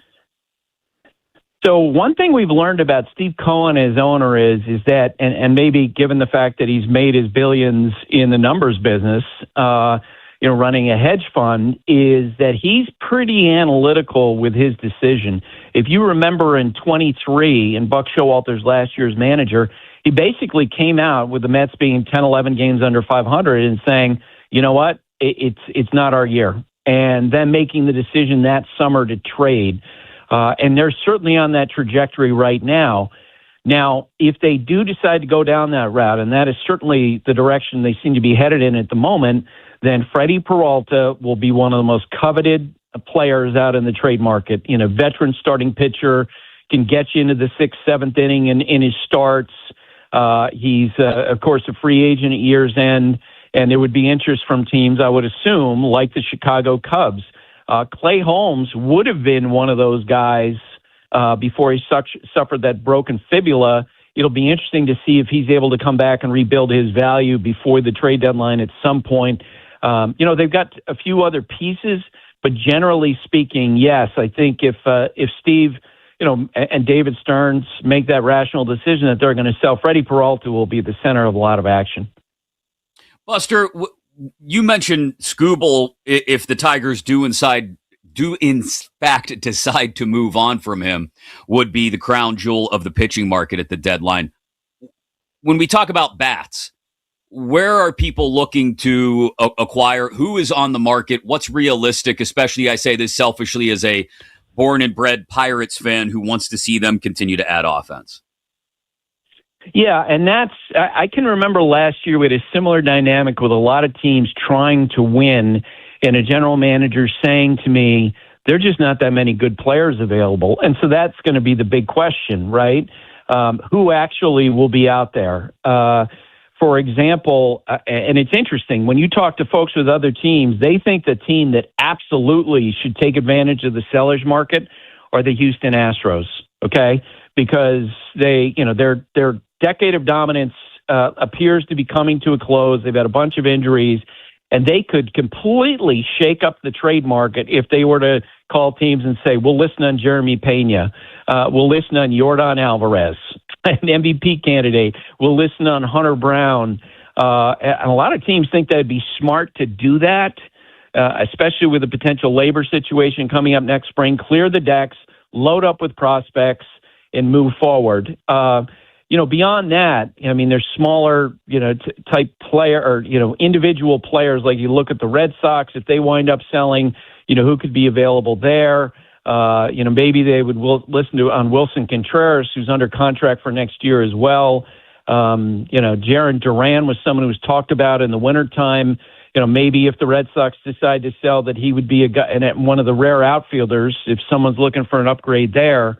So I think if you're a Pirates fan, you're probably going to wind up waiting for some time. And you always, this is that once we get to the trade deadline, it feels like every contender is looking for bullpen help. And the Pirates would probably be one of those. Yeah, near the top of the list, I would think, if they consider themselves in it come deadline time. Buster Olney with us here on Westwood One Sports. Chris Mack in for Nick Kostos on You Better You Bet. Before I let you run, Buster, and get ready for Royals Yankees this afternoon on ESPN, I do have to ask the effect of 4 of the 6 division leaders right now being teams that are in the bottom third of payroll. This is a constant back and forth. I have it with my own friends in group chats about whether payroll needs to be controlled via a cap, which we know this labor stoppage may become about this offseason. Does it hurt the owner's case that a cap needs to be implemented when fans see 4 of the 6 division leaders on Memorial Day being teams in the bottom third of payroll?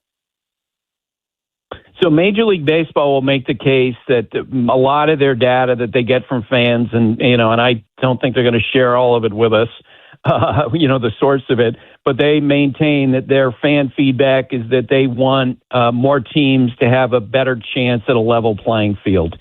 Whether or not that actually happens, I personally think, baseball's economic system has been in place for over 100 years, and it's going to be very hard to envision the NBA, Major League Baseball getting to a place like the NFL where a team like the Kansas City Chiefs is going to be at the same level as the New York Giants. I think that's a tall order, but the owners are going to push for that.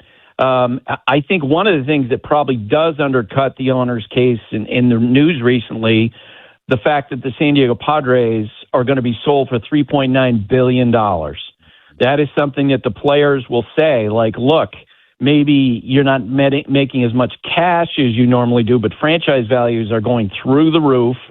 And the Padres being an example of that. I was covering them back in the 90s when maintaining a $15 million payroll, forced them to sell off star players. And now, because Peter Seidler, their owner, spent on the Manny Machados and Fernando Tatis Jr.'s and okayed the trade for Juan Soto, all of a sudden you have a really excited fan base that shows up in droves at Petco, and the team sold for a lot of money. It's going to be interesting as we get closer to see where this goes. I'm not as pessimistic as some of my peers about next season because I think there are cracks on both sides. And I think that, the recognition that the sport right now is in a great place, coming off last year's excellent World Series, a young wave of exciting players, Shohei Ohtani. I think that eventually the two sides will work out a deal before too much of the 27 season is lost. Buster, appreciate your insight. Really value your time. So thank you for making some of it for us here on Westwood One Sports on Memorial Day. And where would you rather be on Memorial Day than in the sunshine at a ballpark for some hardball? This was perfect. Thank you so much. Absolutely. Thanks for having me. Buster Olney, great insight on the trade deadline, the labor situation, and where things go from here in both of those instances. Again, he'll be there as a part of Yankees Royals, 3:40 Eastern, 2:40 Central on ESPN this afternoon. It's a doubleheader on ESPN with Phillies Padres as well, I believe, a late game on ESPN or ESPN Unlimited. For a lot of folks, that's the same thing. But it's Memorial Day. Like I said, where would you rather be than at a ballpark on Memorial Day if the weather is cooperating in your corner of the country? Maybe if you're a Knicks fan, you're going to be parked on the couch tonight, looking to see if they can sweep the Cavs out of the playoffs and move on to the NBA Finals, the New York Knicks, for the first time in 27 years. Do we think it happens tonight? And what do we make of the shifting back and forth momentum swings in the Western Conference Finals? between the Thunder and the Spurs. We asked David Shepard of SiriusXM NBA Radio. All that next right here on You Better You Bet on Westwood One Sports.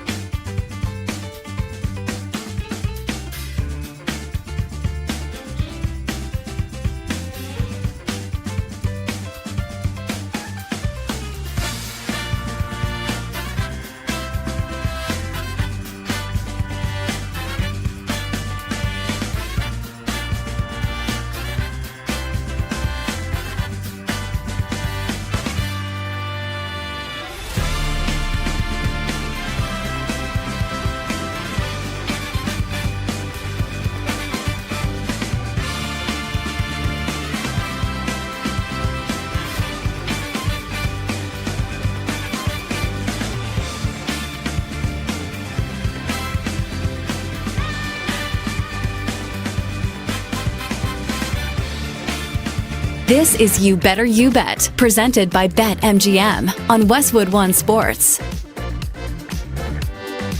Analytically, the Cavs could even this series up tonight. Maybe even take the lead, analytically speaking. But in reality, where most of us live is just about over. As the Knicks look to close things out in Cleveland, win their 11th in a row in the playoffs. Will they get it done? And maybe just as importantly, how long does this Western Conference series go? We know it's going to go at least 6 at this point. How physical does it get, and how much does it take out of either San Antonio or OKC before having to presumably meet the Knicks in the NBA Finals? Here to talk about all of it from SiriusXM NBA Radio, David Shepard joins us here on Westwood One Sports. Chris Mack in for Nick Kostos today here on You Better You Bet. David, thanks for making the time this morning. How are you? Yeah, I'm doing well. Happy holidays to you, Chris, and your crew, and thanks for having me, man. It's been a holiday watching these Western Conference Finals. You can't say the same thing about the East, now can we? No, not at all. We'll get to the West in a second, which is probably more compelling and more interesting. But let's start with the Cavs and the Knicks. And look, it's not just that the Knicks, David, have won 10 in a row. It's that they've won them by an average margin of like 22 and a half points a game, which understandably, we could strip game 6 against Atlanta out of there, the wild 50-point win when they were up by 60 at one point. And still, it's been dominance for the most part. Other than some rust being shaken off in game 1 against Cleveland, they have just looked dominant. So I guess if you look at this from a Knicks fan's perspective of, does having another week off possibly before the finals slow them down, build that rust back up, especially against better opponents like San Antonio or OKC rather than Cleveland? Or do you look at it and say, no, man, I just want to close this out because this team has responded well to those breaks, especially the break between the Philly and Cleveland series? You mentioned the aspect of break, Chris, and the Knicks have been very fortunate because they haven't gotten one break so far in these playoffs. They've gotten 2. They were supposed to face the Celtics. 76ers did the Knicks a heck of a favor by beating them in 7 in the first round.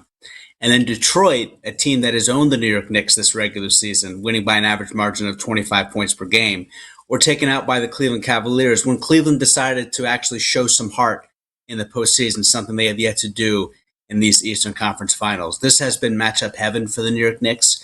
They should be very proud of what they have accomplished. But, this is not the majors.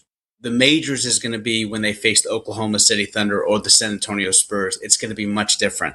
So I'm with you. You don't want to give any team any semblance of life. Take care of business in game 4. Get the job done. Clearly, rust was outweighing rest in that game 1 of the Eastern Conference Finals. And then Cleveland reminded everybody why you can't rely on James Harden in 17 years as a pro in the postseason and Donovan Mitchell in 9 years as a pro in the postseason. But it's going to be very interesting when they actually play elite competition, something they have yet to face in these playoffs so far. But before we pivot towards the West, let me ask you, what's this all mean for Cleveland? Like Kenny Atkinson, I get it. He's trying to do his best to convince people that they're still alive, even though, 163 series worth of track record would tell you they're not. Right. He's trying to build a case. Okay, we had fun with it earlier, but I somewhat understand what he's trying to do. I think the question more for Cleveland is what happens when they get through this, and it is in fact over, and they're doing the postmortem and saying, we brought Harden in for this explicit reason, despite everybody laughing at us and telling us we were wrong. We believed it was enough. And they find out, nope, this isn't enough either. Where does it go from here for the Cavs? It doesn't. You're not winning with this team. They don't have the right DNA. They don't have the right stuff. They don't have the intangibles. The hardest playing Cavalier in game 3 was Max Strus. That's a problem if you were Cleveland. Max Strus is at best your 7th best player. Where's the heart, the tenacity, the will to compete, the desire to not be swept from James Harden? It's non-existent. Same with Donovan Mitchell. Same with Evan Mobley. How does Josh Hart, a generously listed 6'5", and he's not 6'5", he's generously listed at 6'5", how is he getting the most rebounds on the floor in your place in game 3 for the entire game from both teams?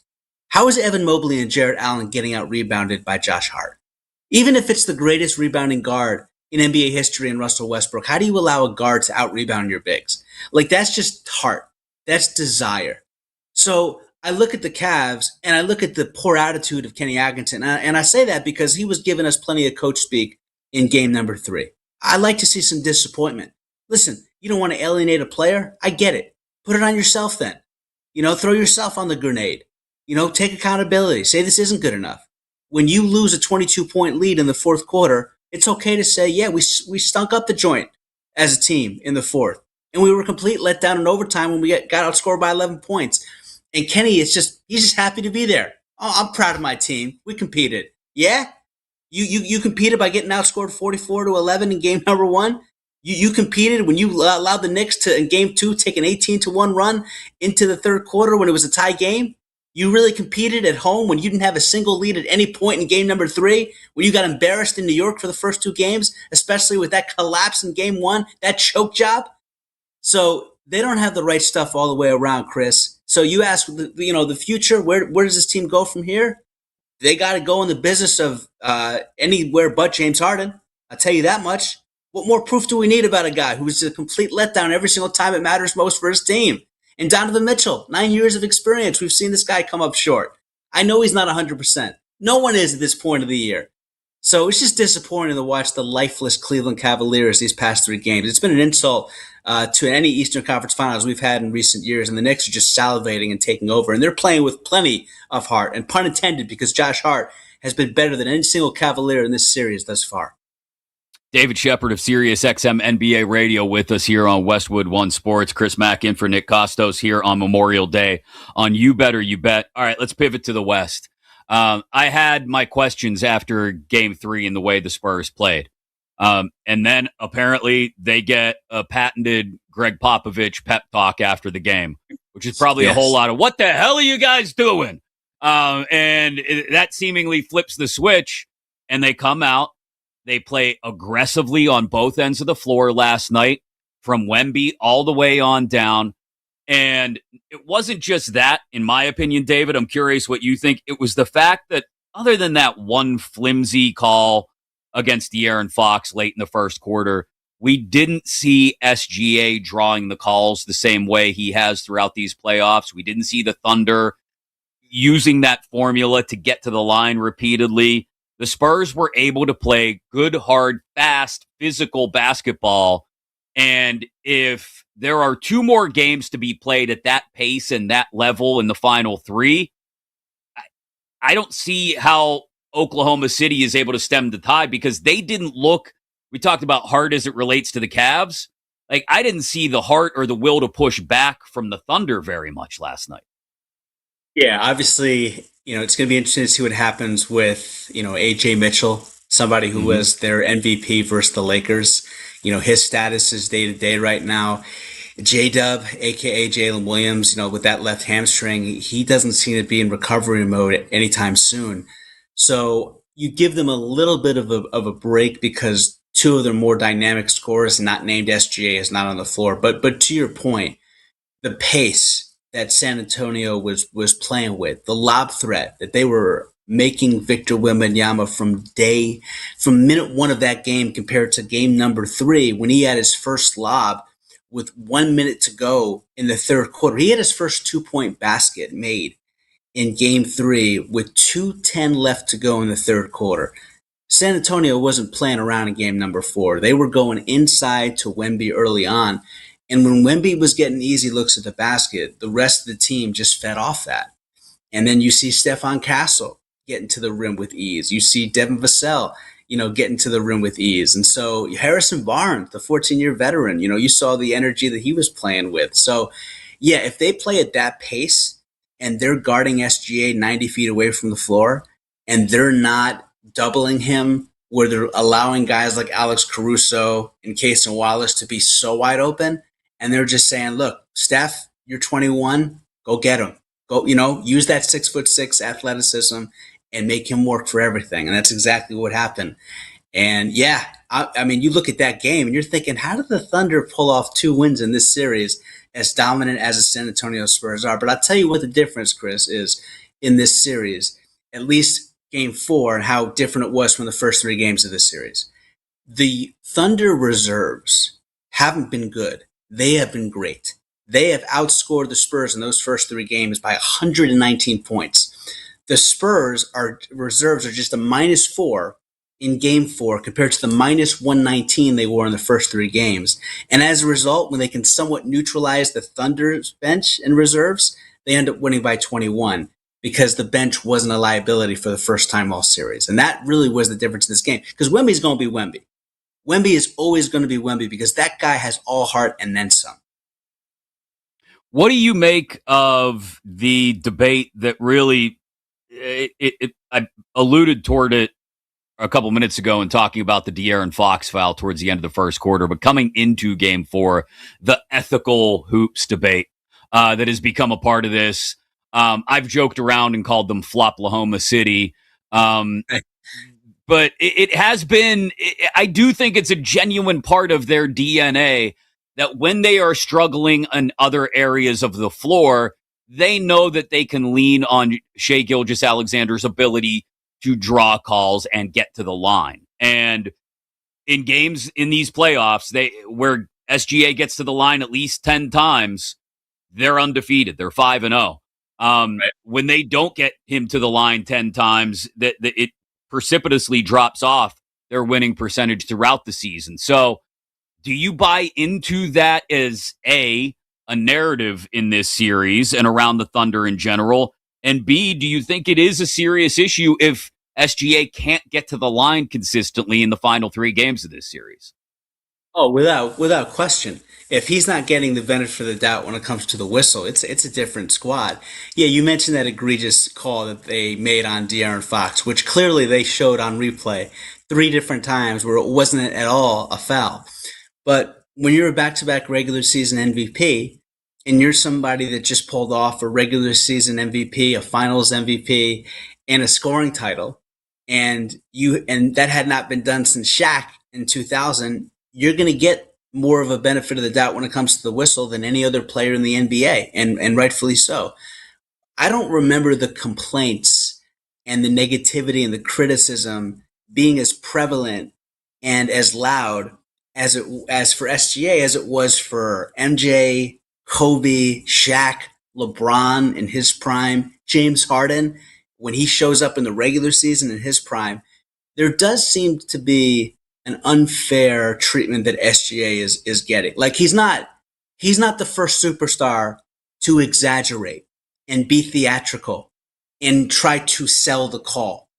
LeBron James has done that his whole career. I don't ever remember a crowd yelling in unison flopper when LeBron James is doing it. And I don't know if SGA, he's too humble for his own good. He plays in a small market in Oklahoma City, so he doesn't get the recognition, that a person in a bigger market would.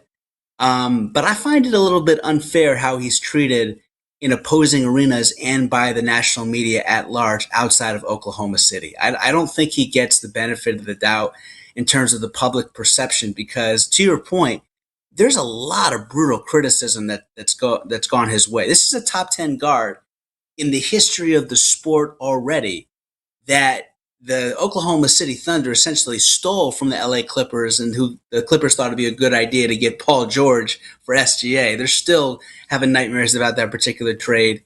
And all the guy does is go out there and work.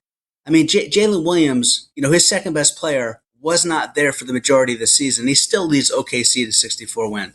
I think he's absolutely underappreciated.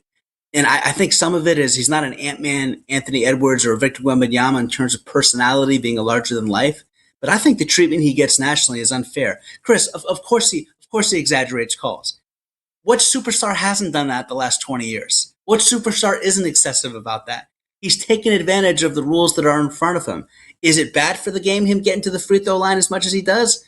I remember Michael Jordan, Kobe, James Harden, LeBron getting to the free throw line plenty as well. I didn't hear the same kind of complaints and negativity that I'm hearing towards SGA.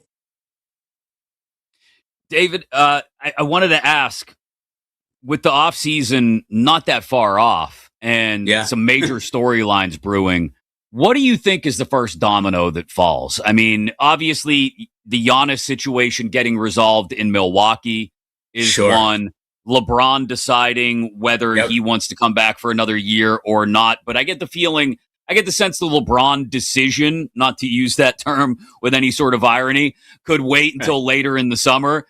And that Giannis may be the first domino to fall, because I get the sense from Jimmy Haslam and Bucks leadership that they'd like to get that done to get as much immediate impact during the draft as possible. Yeah, I'm not sold on Giannis leaving Milwaukee just yet. I know the writing's on the wall, and we've heard and seen multiple reports now that the Bucks are open for business. But if you're Milwaukee, you don't want to trade Giannis right now for a multitude of reasons. One, he's the greatest player in franchise history. And two, you're not going to get the maximum trade that you ultimately are seeking, because Giannis has had down years as of late. His body has not held up at 31 years old. We're talking 4 playoff, I want to say 4 years, 1 playoff win, if memory serves me correctly.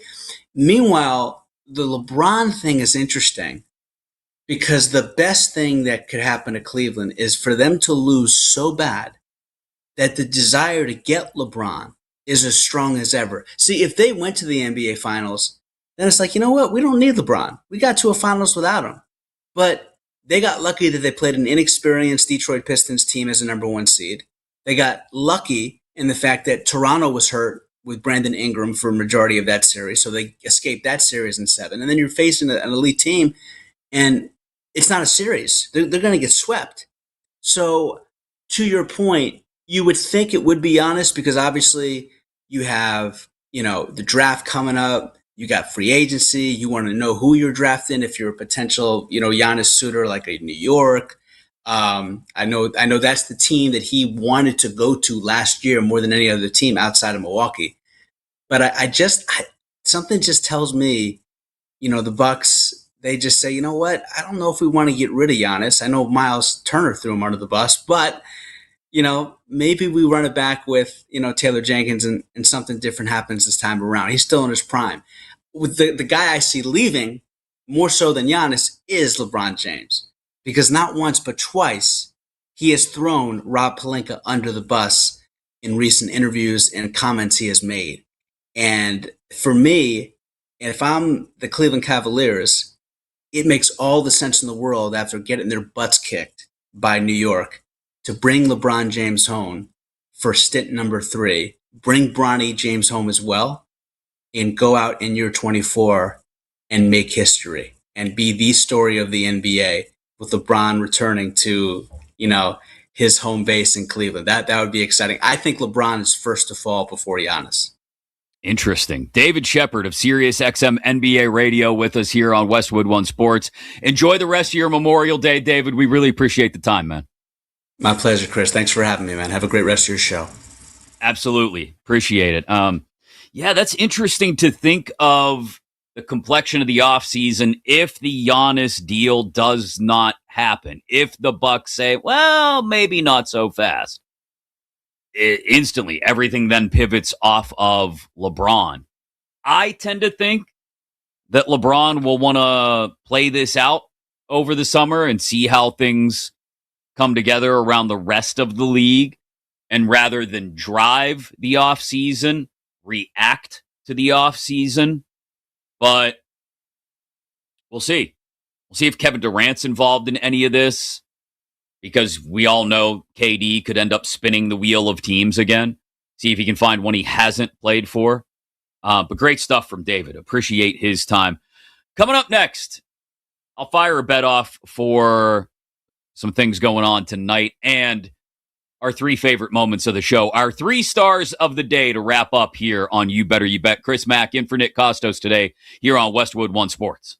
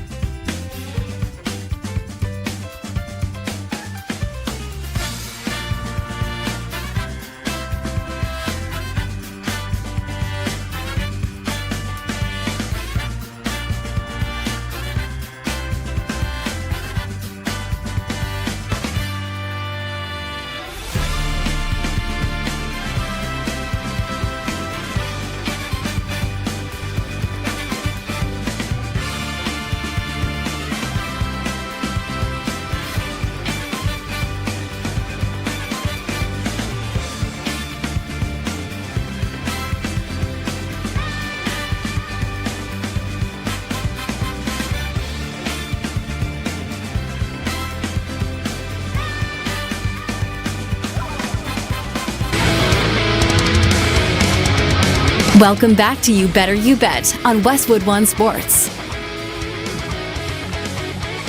Hope you enjoy the rest of your Memorial Day. Appreciate you riding along with me, Chris Mack, filling in for Nick Kostos here on You Better You Bet on Westwood One Sports. I got some bets for you. I've already told you I'm in on the Knicks tonight, laying 2.5 in Cleveland against the Cavs.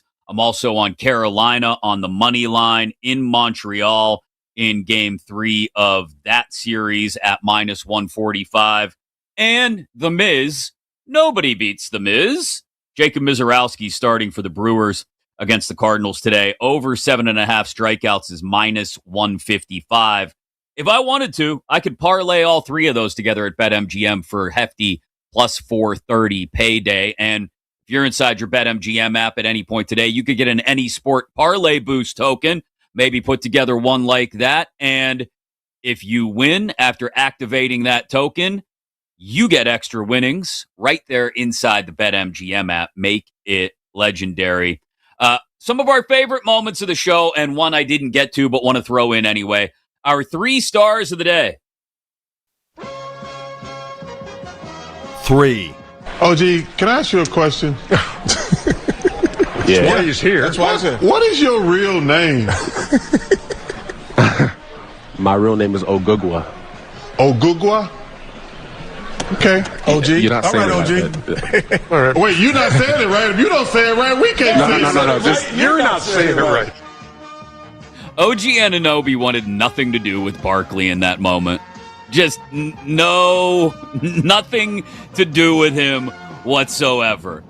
Great stuff that I just wanted to include. Our number 3 star of the day, Charles Barkley. Number 2. If he comes back in early, mid-June, it's going to leave about 10 starts before the trade-down line. And look, the Tigers, we talked about the mediocrity of the American League, which means that if you go on a bit of a run, you could be right there. But if they don't, then the question becomes, will the ownership, will Scott Harris, their head of baseball operations, decide to move? Buster Olney earlier today, ESPN senior MLB writer, talking about Tarek Skubal and the trade market developing for him as the Tigers continue to fall out of it. Even mentioned the Dodgers and Padres could both be in on him if that market opens up. And our number 1 star. 1. Where's the heart, the tenacity, the will to compete, the desire to not be swept from James Harden? It's non-existent. Same with Donovan Mitchell. Same with Evan Mobley. Great stuff from David Shepard of SiriusXM NBA Radio, just crushing the Cavs. They're going to lose tonight. And they're going to look mostly uninterested, I would imagine, for most of tonight's game. Great stuff from David. Appreciate him. He was our number 1 star of the day. Buster Olney, number 2. And Charles Barkley, number 3. Because why the hell not? Thanks to Dan Turner and Mike Brown for producing the video and everything else behind the scenes. Thanks to Kenny Henderson for toughing it out today with absolutely no voice whatsoever. I'm Chris Mack. I will be back soon enough. Nick back tomorrow.